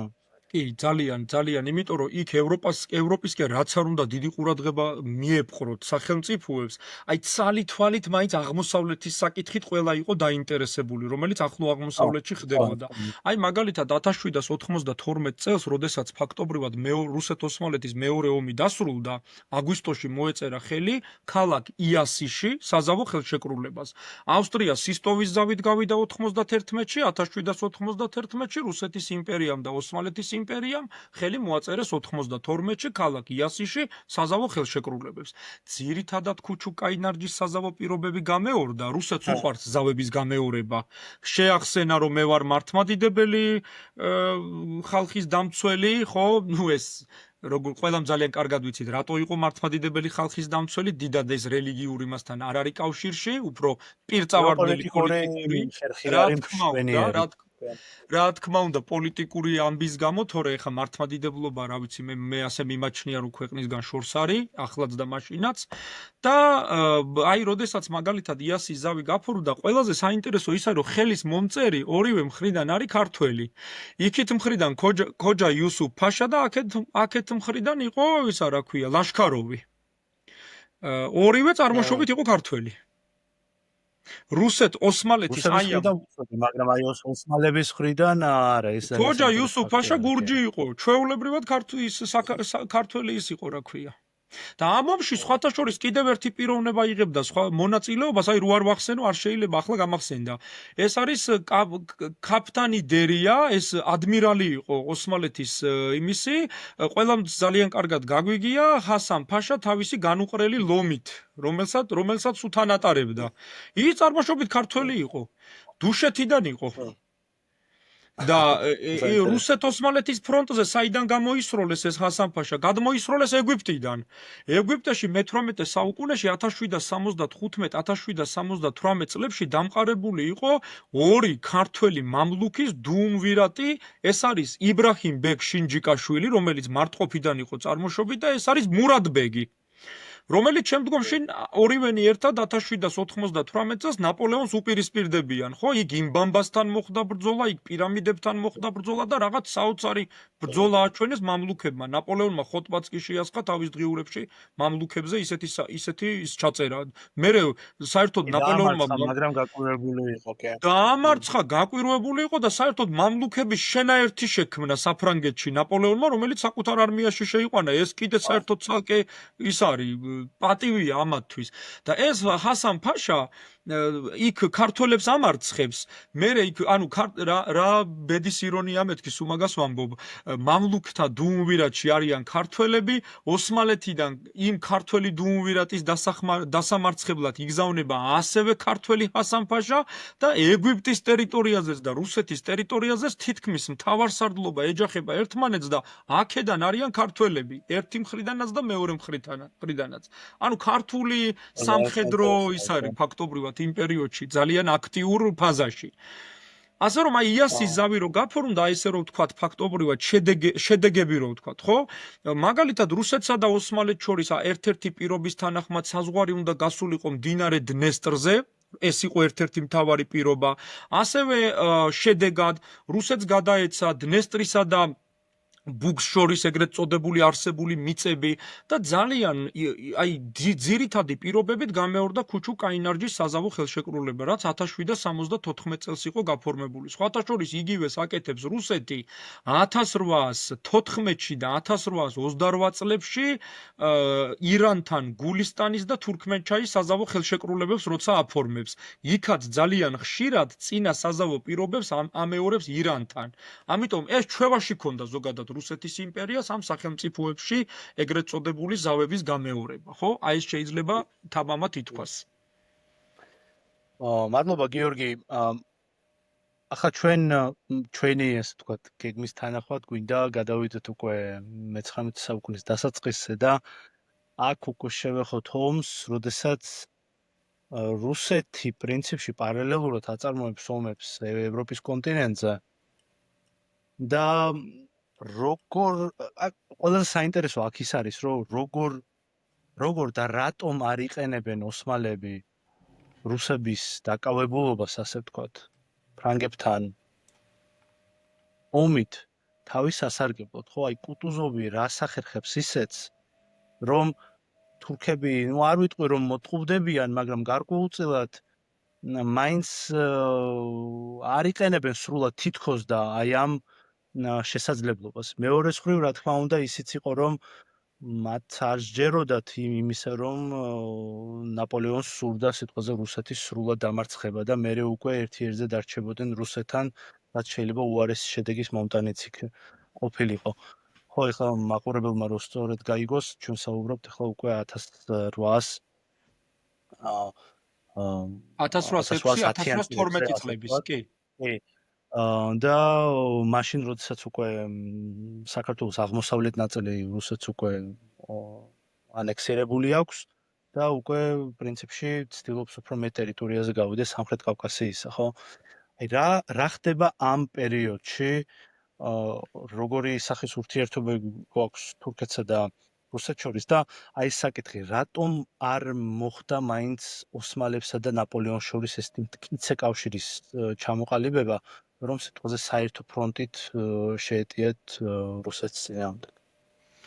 აი ძალიან კარგი თემაა, იმიტომ რომ ჩვენ ფაქტობრივად საუბრობთ მე-19 საუკუნის რუსეთის იმპერიაზე, უკვე რომელსაც აი დავიწყებ იმით, რომ 1801 წელს ჩვენ ვიცით, რომ სასახლის შეთქმულებით მოკლეს პავლე I და ხელისუფლების სათავეში მოიყვანეს მისი შვილი ალექსანდრე I, რომელიც აი მე-19 საუკუნის აღმოსავლეთ საკითხში ალბათ ერთ-ერთი ყველაზე გამორჩეული ის იყო რა, აი მონარქი, რომლის დროსაც ჩატარდა სერიოზული აღმოსავლური რუსული სამხედრო ოპერაციები, მაგალითად მაგალითად როგორ შეიძლება აი რუსეთის იმპერია ამ დროს უკვე მზარდიძალა აღარ არის რუსეთი ამ დროს უკვე თამამად შეიძლება ითქვას რომ ის არის ჩამოყალიბებული ძალიან ძლიერი სამხედრო ესე ვთქვათ რესურსის მფლობელი ის კი არა იყო საერთოდ შემთხვევები იქ ტრაპიზონში რო გაუგიათ რომ რუსული არმია სიტყვაზე ვამბობ სადმე ახლო-მახლოში ყოფილა ტრაპიზონიდან საერთოდ გაქცეულა მთელი ეგრეთ წოდებული ოსმალური გარნიზონებიც ანუ მე-19 საუკუნეში უკვე რუსულ არმიას ცოტა უფრო შიშით უყურებს ოსმალეთის იმპერია ვიდრე მანამდე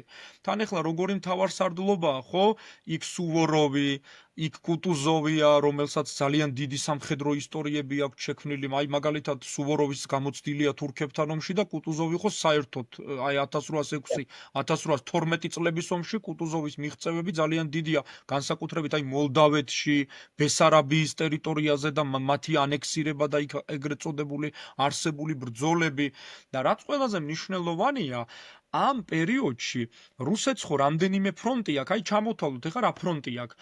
1800 ნუ ნაპოლეონთან ომები ევროპაში, ეგრეთ წოდებული ანტიფრანგულ კოალიციებში მონაწილეობის მიღება, ეს ერთი საკითხი, მეორე 1801 წელს იპყრობს რუსეთის იმპერატორი ალექსანდრე I 12 სექტემბრის მანიფესტით ქართკახეთს, ანუ რუსეთის შემადგენლობაში გადადის, ხდება რუსული არმიის ინტერვენცია, შემდგომ ტერიტორიების ოკუპაცია და ანექსირება. ხო, ის ალავერტში წაიკითხეს ეს მანიფესტი და თავადაზნაურობას იქ მოაწერინეს ხელი რომ თანახმა იყვნენ, აბა არ მოეწერათ. იქვე დახურეთდნენ ეკლესიის ეზოში. და მეორე აი აქსიონის საკათედრო ტაძარში სამლოცველოში რო შევარდა ის ეგრეთ წოდებული კაპიტანი და იქიდან რო წაიკითხა თავადაზნაურობის თვალწინ ეგრეთ წოდებული ქართლისა და კახეთის სამეფოს შესახებ გაუქმების ეს მანიფესტი.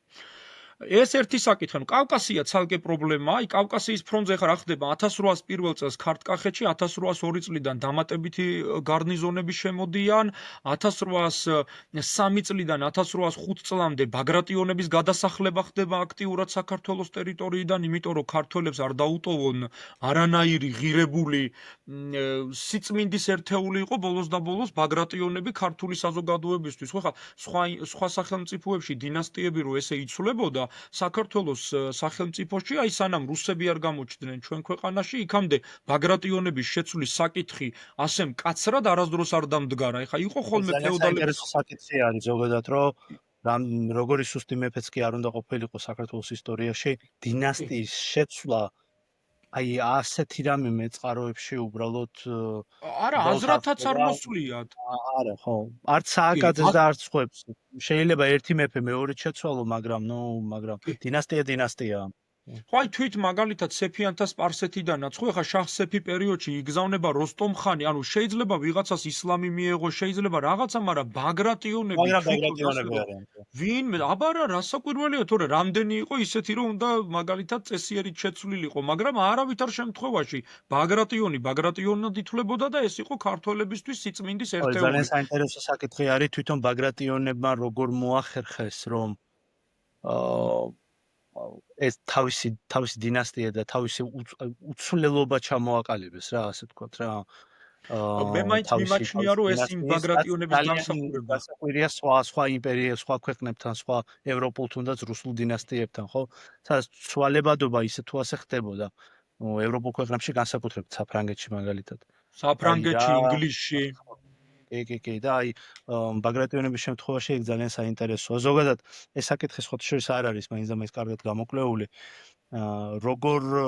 როგორ შეუწყოს ხელი თვითონ ბაგრატიონებმა აი ამ მითს რომ პრინციპში შეუცვლელები არიან, ხო?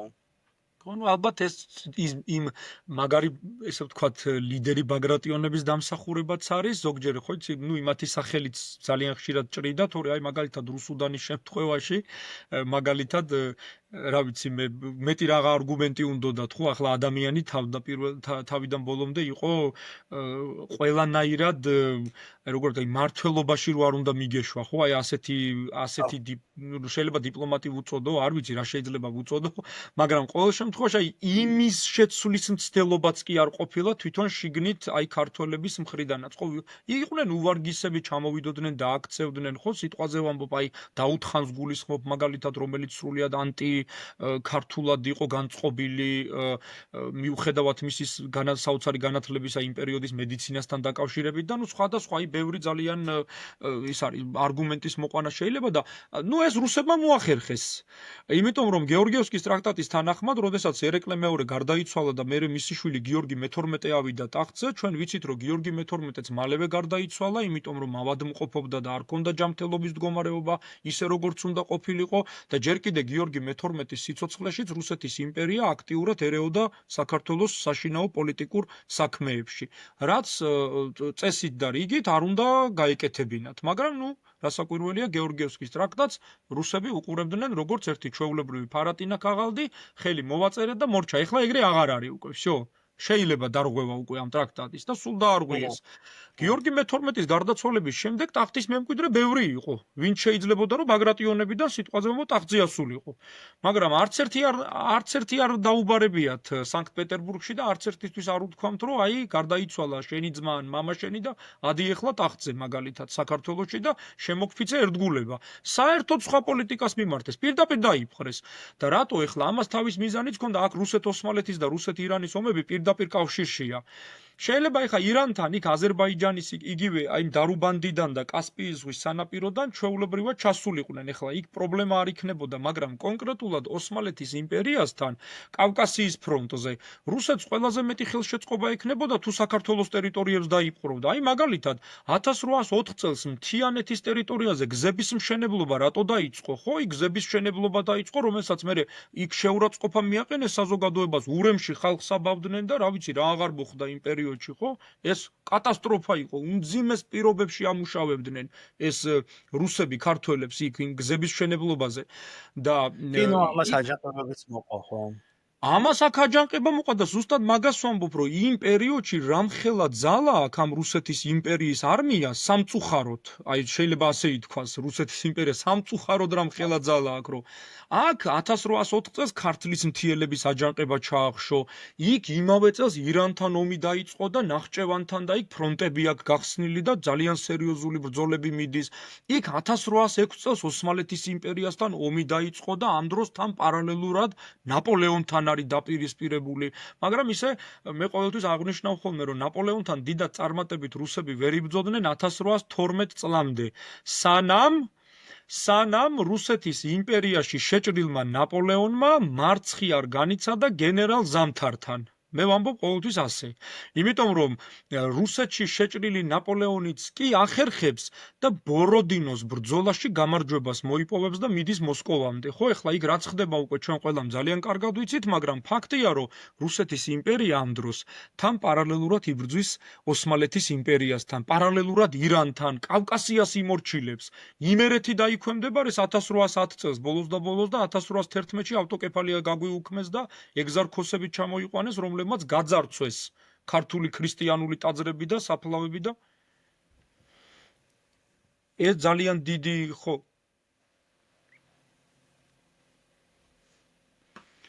ემის მოგონი ხმა იყო გათიშული შენთან და ისა რა ქვია, არ ვიცი, რამდენად ისმის მაყურებლისთვის. კი, დამავწდა დამეჭირა, უბრალოდ ვახსენე, რომ შვედეთის საკითხიც არის აქ ძალიან საინტერესო, რომ ჩრდილოეთიდან წესით მას უნდა შეეტია, მაგრამ აქ ნაპოლეონთან არ გამოვიდა იმ კავშირის გათამაშება. აქ თავისი ბოლოს თავის ყოფილი გენერალი გაუშვა შვედეთის მმართველად და მაგრამ ის არ გაყვა, ხო, იმ ნაპოლეონის ამ ანტირუსულ კამპანიაში. ძალიან საინტერესოა, ნაპოლეონი ცდილობს, რომ ზემოდან შვედეთი ესე ვთქვათ წამოიყვანოს თავის მხარეს, შეუტიოს იქეთ დედაქალაქს, სიტყვაზე პეტერბურგს, უხეშად ვთქვათ. აქეთ ოსმალები არიან, ცენტრალურ პოლონეთის მხრიდან სიტყვაზე თვითონ შეუტიოს და უტევს კიდევაც. მაგრამ მაინც ფიქრობ, რომ შენ ახლა სწორად ახსენე, რა თქმა უნდა, კლიმატი თავისაშვება და ყოველთვის თუნდაც შვედების მარცხი, ხო, პეტრეს დროს, ან ჰიტლერის მარცხი საუკუნეში, ნაპოლეონის მარცხის რა თქმა უნდა, სიცივე თავისას აკეთებდა. შვებოდა, მაგრამ ამავდროულად რა თქმა უნდა გეოგრაფიაც, ხო? ეს რუსები უშვებდნენ ხშირად ქვეყნის შიგნით, იქ პარტიზანული ბრძოლები, ასე შემდეგ, გზების ნაკლებობა და აი ამის ფონზე, რამდენი 1000 ჯარისკაცი უნდა შეუტიო, ხო? კარლ გზაში რომ მე-12-ს მიდიოდა 50 ნაპოლეონი, იქ ხა კაზაკები ის ინფრასტრუქტურას უზიანებდნენ, იქ დაბომბვა ხდებოდა ეგრეთ რა თქმა წოდებული უნდა, მცირე ზომის მორტირებით და სხვა და სხვა. კი და პრაქტიკულად შენ რუსების დამარცხება არ გამოგივა თუ შენ აი ამ შენი ფრონტი გაწელე და შენი ეს ხაზი ესე ვთქვათ საჯარისო ესე ვთქვათ შენაერთების გაწელე და გინდა ასე ვთქვათ დედაქალაქამდე მიხვიდე და ერთი რაღაცა გენერალური ბრძოლით დაამარცხო რუსები, ხო? ასე არ გამოდის. სამწუხაროდ ისტორიიდან ხოში ჩვენთან მრავალი მაგალითი გვახსენდება, მაგრამ მაინც ალბათ ისიც არის საინტერესო, რომ რუსები ამ დროს იმარჯვებენ მაინც ნაპოლეონის წინააღმდეგ გარკვეული სტრატეგიითაც, ხო? ეხლა ბარკლაი დე ტოლი, ცნობილი გენერალი, მხედართმთავარი, მას ჰქონდა პირდაპირ მემორანდუმი, ასე ვთქვათ, გეგმა, ასე ვთქვათ, გაწერილი, რომ ნაპოლეონთან ომის შემთხვევაში ჩვენ უნდა შევიტყუოთ ფრანგული ჯარი ქვეყნის შიგნით, იმიტომ რომ სხვაგვარად ჩვენ გენერალურ ბრძოლაში დავმარცხდები და შენ კარგად ახსენე ბოროდინოს ბრძოლაში მაინც რუსები დამარცხდნენ, უკან დაიხიეს, ხო? მათ რაღაცნაირად არ უყვართ რა თქმა უნდა ამის აღიარება, მაგრამ ეს მარცხად ითვლება, იმიტომ რომ ნაპოლეონმა გააგრძელა სხვა და მოსკოვში შევიდა და ყველაზე მეტი ამიტომაც არმია დაიღუპა აი ნაპოლეონის ომებიდან, ყველაზე სისხლის მურა ბრძოლად ითვლება, რაც არ უნდა იყოს. ყველაზე მეტად. აი ძალიან საინტერესო მაგალითი მეც შემთხვევა მქონდა ახლა პარიზში ნაპოლეონის აკლდამასთან, აი მის თქვა გარშემო წერია მისი ცნობილი ბრძოლების სახელწოდებები, ვაგრამი და ბოროდინოც ეწერა მან და რუს ტურისტებს გაუკვირდეთ ბოროდინო რატო არის აქ დასახლებული და ჩაწერილი მაინც და მაინც ვაგრამი გასაგებია, იენა გასაგებია, იქ ნუ აუსტერლიცი გასაგებია. ხო, მაგრამ აი რატომ ეს და მაინც არ თვლის ბევრი რუსი ამას მარცხად. მაგრამ რეალურად მარცხი იყო, იმიტომ რომ შენ დაიხიო უკან და დაუთმე დედაქალაქი პრინციპში, ხო? ეხლა ამ ყველაფერს ისთვის ყვები, რომ აი საინტერესო საკითხი არის, ხო? რატომ არ გაყვა ოსმალეთი ნაპოლეონს? აი ამ შემთხვევაში მაგალითად ჯერ ერთი აუცილებლად ის უნდა ვახსენო, რომ 1805 წელს 23 სექტემბერს რუსეთსა და ოსმალეთს შორის იყო ასეთი მოლაპარაკება, მეგობრობის კავშირი გააფორმეს და იქ იყო ნათქვამი, რომ თუ რომელიმე სხვა სახელმწიფო დაესხმებოდა თავს, სასწრაფოდ ეს სახელმწიფო იმას იზამდა, რა ქვია, დაიცავდა მეორეს. თუ ანუ რუსეთის შემთხვევაში ოსმალეთი უნდა ყოფილიყო მოკავშირე, ოსმალეთის შემთხვევაში რუსეთი უნდა ყოფილიყო მოკავშირე. მაგრამ აქ ძალიან ცუდად ჩაერია ინგლისი, რომელსაც არ აწყობდა, კატეგორიულად არ აწყობდა რუსეთისა და ოსმალეთის მეგობრობა და რატო ეხლა?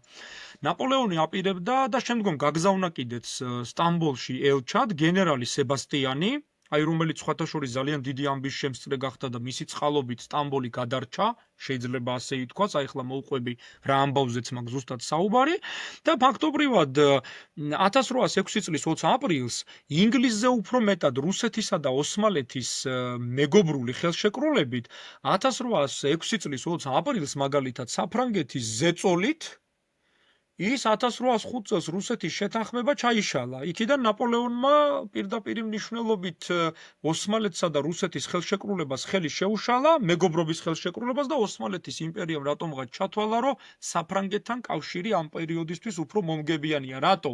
გადახედა იქ აუსტერლიცის გამარჯვება არის, იქ იენა-აუერშტეტი, სადაც რუსები არ იყვნენ, მაგრამ რა მნიშვნელობა აქვს? ბრწყინვალე გამარჯვება მოიპოვეს იქ ამათმა და შემდგომ პერიოდშიც ფაქტობრივად შეიძლება ითქვას, რომ 1807 წლიდან უკვე აქტიურად იწყება სამხედრო მოქმედებები რუსეთსა და ოსმალეთს შორის. ეხლა 6-ში კი გამოცხადდა ომი, მაგრამ უშუალოდ აქტიური სამხედრო შეტაკებები ხდება 1807 წლიდან. და აქ არის საინტერესო ერთი საკითხი. თუ ოსმალეთში ჩავიდა საფრანგეთის ელჩად გენერალი სებასტიანი და ის ეხმარება ოსმალებს ამ ყველაფერში, თან ერთი რა უნდა მეთქვა. ამ დროს ოსმალეთის სულთანი არის სელიმ მესამე. გამორჩეული განათლების ადამიანი. აი როგორი გამორჩეულ, ძალიან პროგრესულად მოაზროვნე, პოეტი, ყველაფერს თუ თავი დავანებოთ, ესეც ჰქონდა ეს პოეზიისადმი მიდრეკილება, სამხედრო. საერთოდ სელიმ მესამემ დაიწყო ისეთი სერიოზული რეფორმების გატარება, მაგრამ ვინ დააცადა? იენიჩართა კორპუსი, რომელიც სიამაყე იყო ოსმალეთის იმპერიის ჯერ კიდევ მე-14 საუკუნიდან მოყოლებული ელიტარული სამხედრო არმია იყო იენიჩართა კორპუსი, მაგრამ ამ მე-19 საუკუნეში ეს ელიტარული კორპუსი იენიჩარები უკვე გადაიქცნენ, დაარღვიეს კანონი, მათი ქორწინება არ შეიძლებოდა და ოჯახები ჰყავთ უკვე, იქ არ შეიძლებოდა ეგრეთ წოდებული მუსლიმების გაწევრიანება, დაბადები, აი როგორც მამლუქებში, ტყვედაყვანილი ქრისტიანი უნდა გამხდარიყო, შემდგომში გამუსლიმდებოდა და მერე მამლუქი გახდებოდა, იენიჩარებშიც ასე იყო. დატყვევებული ჭაბუკები, რომლებიც იყვნენ ქრისტიანები, შემდგომ მიიღებდნენ ისლამს და ჩაირიცხებოდნენ დევშირმეში და დევშირმეს პრინციპით გახდებოდნენ იენიჩარები. ასეთი ტრადიცია იყო. ეს ყველაფერი იენიჩარებს უკვე დავიწყებული აქვთ ეს ტრადიციები, გადაიქცნენ უკვე მოროდიორებად და მძარცველებად, როცა ხელფას ვერ მიიღებდნენ, მოცდის უნარი არ ჰქონდათ და გადადიოდნენ და ვაჭრებს აყაჩაღებდნენ, იყო ასეთი აჯანყებების და ამიტომ სელიმ მესამემ გადაწყვიტა, რომ უნდა შეცვალოს. იენიჩართა კორპუსი უნდა გააუქმოს და უნდა მოიყვანოს ოსმალეთის იმპერიაში ევროპულ სტილზე მოდერნიზებული, ევროპულ და აღმოსავლურ სტილზე მოდერნიზებული არმია, რომელსაც ეწოდებოდა ნიზამი ჯედიდის არმია. ერთხელ აღლუმიც კი ჩაატარა ამ ნიზამი ჯედიდის ჯარისკაცების და ეს რო იენიჩარებმა გაიგეს, მოხდა ოსმალეთის იმპერიაში მოხდა საშინელი აჯანყება. აი ომია დაწყებული 1807 წელს. და ამ დროს ხდება აჯანყება, შუა ომის დროს, ამაზე დიდი საჩუქარი მტრისთვის რა უნდა იყოს, რომ ომის დროს მთავარი პიროვნება, ვინც არის სამხედრო პიროვნება, ამ შემთხვევაში სულთანი, ჩამოაგდო ტახტიდან თავისმა ბიძაშვილმა მუსტაფა მეოთხემ და ერთ წელიწადში სელიმ მესამე დაისაჯა სიკვდილით. და რატო დასაჯეს ახლა სიკვდილით? ეს სელიმ მესამე სინამდვილეში ჩამოაგდეს იენიჩარებმა. ეს არ იყო ოსმალეთის იმპერიის დიდი ვეზირისა და ზოგადად სხვადასხვა მხარე ერთიანი შეთანხმება არ იყო სულთნის ჩამოგდებაზე ამ შემთხვევაში. ეს იყო უბრალოდ შიდა აჯანყება, უცბად მოხდა სელიმ მესამის ჩამოგდება, რომელიც ძალიან ისე როგორც ვამბობ, თანამედროვე იმპერიოდისთვის და პროევროპულად აზროვნებდა რაღაც საკითხებში. და შერწყმა მოხდა მის პოლიტიკურ მასში კურსში ევროპული და აღმოსავლური პოლიტიკისა და ერთი ძალიან საინტერესო საკითხია. ეს მუსტაფა მეოთხე რომ მოიყვანეს ტახტზე, ამ დროს გამოჩნდა ბულგარეთში მოღვაწე ასეთი პიროვნება, მუსტაფა ფაშა ბაირაქთარი, რომელმაც ერთ წელიწადში კონტრაჯანყება მოაწყო და აპირებდა სელიმ მესამის ტახტზე დაბრუნებას. სხვათა შორის სელიმი რო ტახტზე დარჩენილიყო ომის დროს, შეიძლება ცოტა უფრო სხვანაირად წასულიყო რუსეთ-ოსმალეთის ომის ბედი, იმიტომ რომ ამან სამხედრო რეორგანიზაცია გადაწყვიტა ოსმალეთის იმპერიის და ამაში ეხმარებოდა რასაკვირველია გენერალი სებასტიანი. ნაპოლეონის ელჩი სტამბოლში. ძალიან დიდი კავშირი ჰქონდათ ერთმანეთთან. მაგრამ ვინაცადა, ჩამოაგდეს სელიმ მესამე, სხვათა შორის დედა ქართველი ჰყავდა. სელიმ მესამეს ეს კიდე ცალკე საკითხია, ასე რომ რაღაცა ისეთი ამ კუთხითაც დადებითი შეიძლება ითქვას მასზე.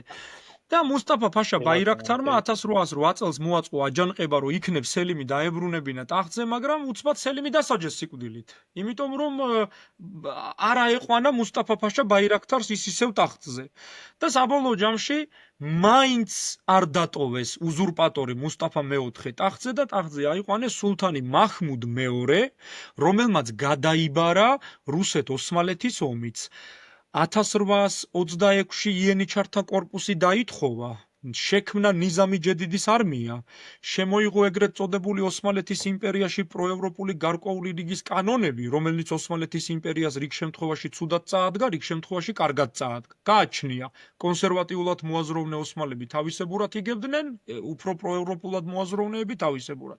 ისე უფრო მაინც ვერ გაუგეს, იმიტომ რომ ამდენი ხნის განმავლობაში ხა აღმოსავლური კულტურის და აღმოსავლური მართლობის გამოცდილება რო გაქვს, უცბად სიახლე შემოგაქვს, მით უმეტეს ევროპული, რომელსაც წლებია ებრძვი და იფხრობდა ასე შემდეგ, ძალიან რთული გასაგები აღმოჩნდა თვითონ თურქებისთვის. და საბოლოო ჯამში აი რუსეთ-ოსმალეთის ამ ომზე რო ვილაპარაკოთ, აი ერთი საკითხია კიდე, რომელიც აუცილებლად მაყურებელმა მინდა მოისმინოს, ეს არის ინგლისის ფლოტის ჩართულობა ამ ომში.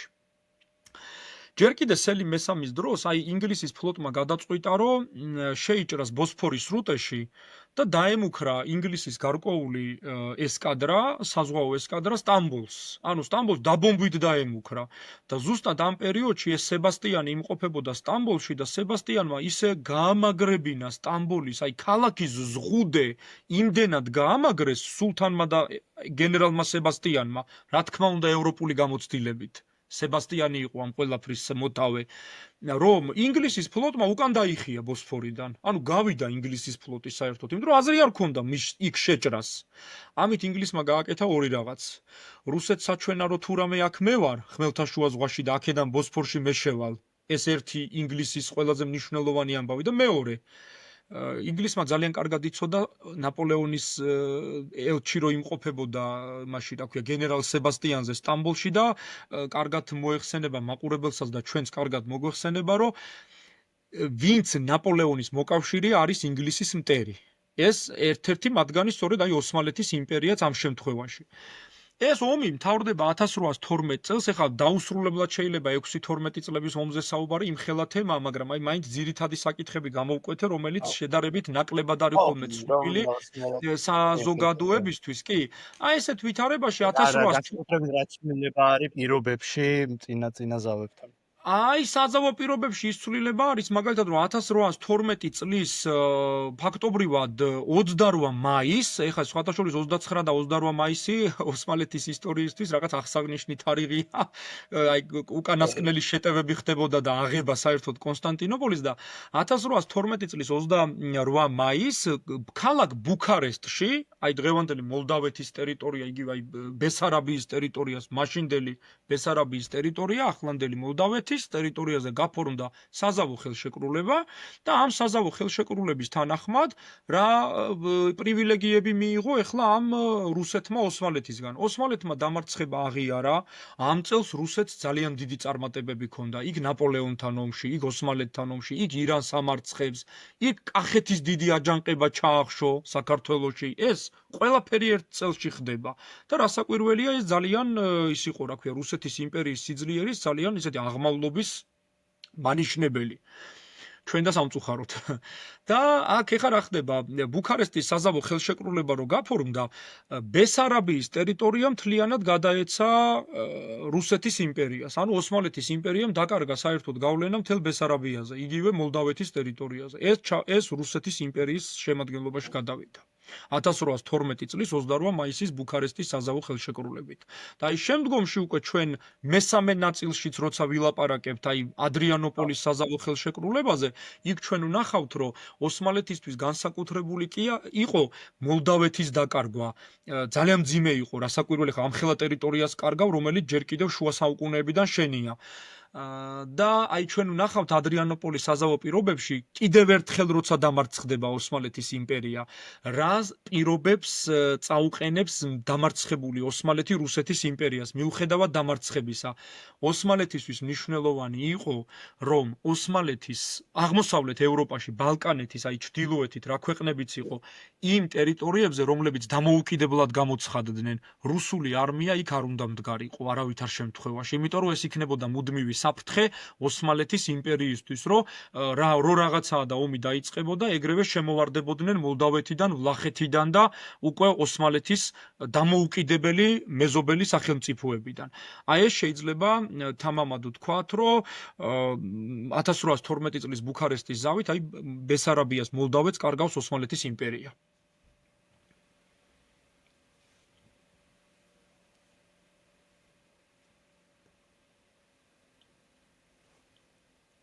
ხო, გასაგებია, გიორგი, დიდი მადლობა. ანუ ჩვენ ეს რო შევაჯამოთ, ესე იგი ჩვენ განვიხილეთ სამი მნიშვნელოვანი ომი და ჩემთვის და მაყურებლისთვის ალბათ მნიშვნელოვანი იყო აქ რა, რომ გაძლიერებული რუსეთის ეპოქაში და სტაგნაციაში მყოფ ოსმალეთის პერიოდში, ასე ვთქვათ, ოსმალეთის იმპერიის არსებობის პერიოდში, აი ეს ორი იმპერიის თანაარსებობა როგორი არის და აქაც ცალსახა არის, რომ რუსეთის იმპერიის ძალა ბევრად აღემატება ოსმალეთის იმპერიისა და როგორ გადადის რუსეთი ჩრდილოეთიდან სამხრეთით შეტევაზე, ხო? მიუხედავად ახლა ოსმალეთის რისი თქმა შეიძლება ცდილობებისა, აქ რომ არმია საწყის გაეუმჯობესებინა.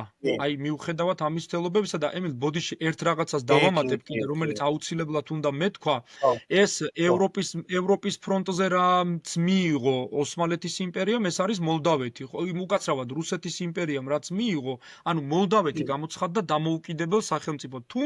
თუმცა, ასევე არა მარტო მოლდავეთი, ვლახეთიც, როგორც წეგან ვახსენე, მაგრამ ორივეზე მფარველობის, ანუ პროტექტორატობის უფლება დაიტოვა ოსმალეთის იმპერიამ. ანუ ისინი იქნებოდნენ დამოუკიდებელი სახელმწიფოები, მაგრამ არა ოსმალეთის იმპერიის შემადგენელ ნაწილში. ანუ უბრალოდ ოსმალეთი იქნებოდა მათი პროტექტორატი.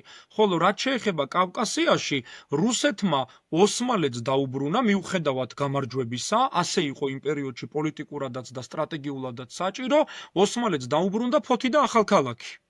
ამ ორს აკონტროლებდნენ უკვე ოსმალები 1812 წლის საზავო ხელშეკრულების შემდეგ და ნაპოლეონი ძალიან გაბრაზდა 1812 წელს, რომ ოსმალეთის იმპერიამ დამარცხება აღიარა და რუსეთის იმპერიას გამარჯვება დაუტოვა. ის კი არა ბრწყინვალე პორტა, რომელიც ოსმალეთის იმპერიის გულია ფაქტობრივად ადმინისტრაცია, ეს დიდი ვეზირის ადმინისტრაცია და სამმართველო ძალიან ცუდი სიტყვებით მოიხსენია ნაპოლეონმა ოსმალეთის ბრწყინვალე პორტა, იმიტომ რომ უკვე გაბრაზდა მათზე.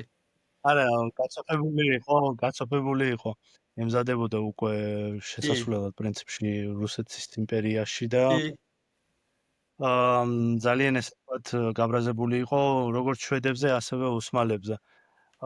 დიდი მადლობა გიორგი და ჩვენ აქვე მაყურებელს შევახსენებთ, რომ მესამე ნაწილში ჩვენ ვისაუბრებთ უკვე 19 საუკუნის დანარჩენ ომებზე და ორიოდი სიტყვით აუცილებლად, რა თქმა უნდა, შევეხებით პირველ მსოფლიო ომამდელ პერიოდსაც, რადგან აი ამით უკვე სრულდება ის ეპოპეა რა ამ ორი ქვეყანას შორის ომებისა და დარწმუნებული ვარ, რომ ეს ტრილოგია, ასე ვთქვათ, გამოადგება ძალიან ბევრ ადამიანს, რომ გაერკვიოს ზოგადად როგორ აღზევდა რუსეთი, როგორ ჩამოყალიბდა ის, ასე ვთქვათ, ჩვენს რეგიონში დომინანტურ სახელმწიფოდ და როგორ აგრძელებს ის უკვე მე-20 საუკუნეშიც პრინციპში აი ამ უპირატესობის შენარჩუნებას და აი დღევანდელი პერიოდისთვის ვფიქრობ გამოადგება მაყურებელს, რომ უკეთ გაიაზროს, რა სურს რუსეთს შავიზღვისპირეთში, რატომ იბრძვის ეს ქვეყანა ასე გამალებით შავიზღვისპირეთში გაბატონებისთვის. დიდი მადლობა გიორგი. გიორგი ახალკაციშვილი, ისტორიკოსი, თურქეთის ისტორიის სპეციალისტი, თურქეთის და არა მარტო თურქეთის ასე ვიტყოდი და ჩვენ აუცილებლად დაგემრუდებით მესამე ნაწილში უკვე. დიდი მადლობა კიდევ ერთხელ მოწვევისთვის, მოსმენისთვის და ასეთ საინტერესო ამბების დიალოგისთვის და საუბრისთვის.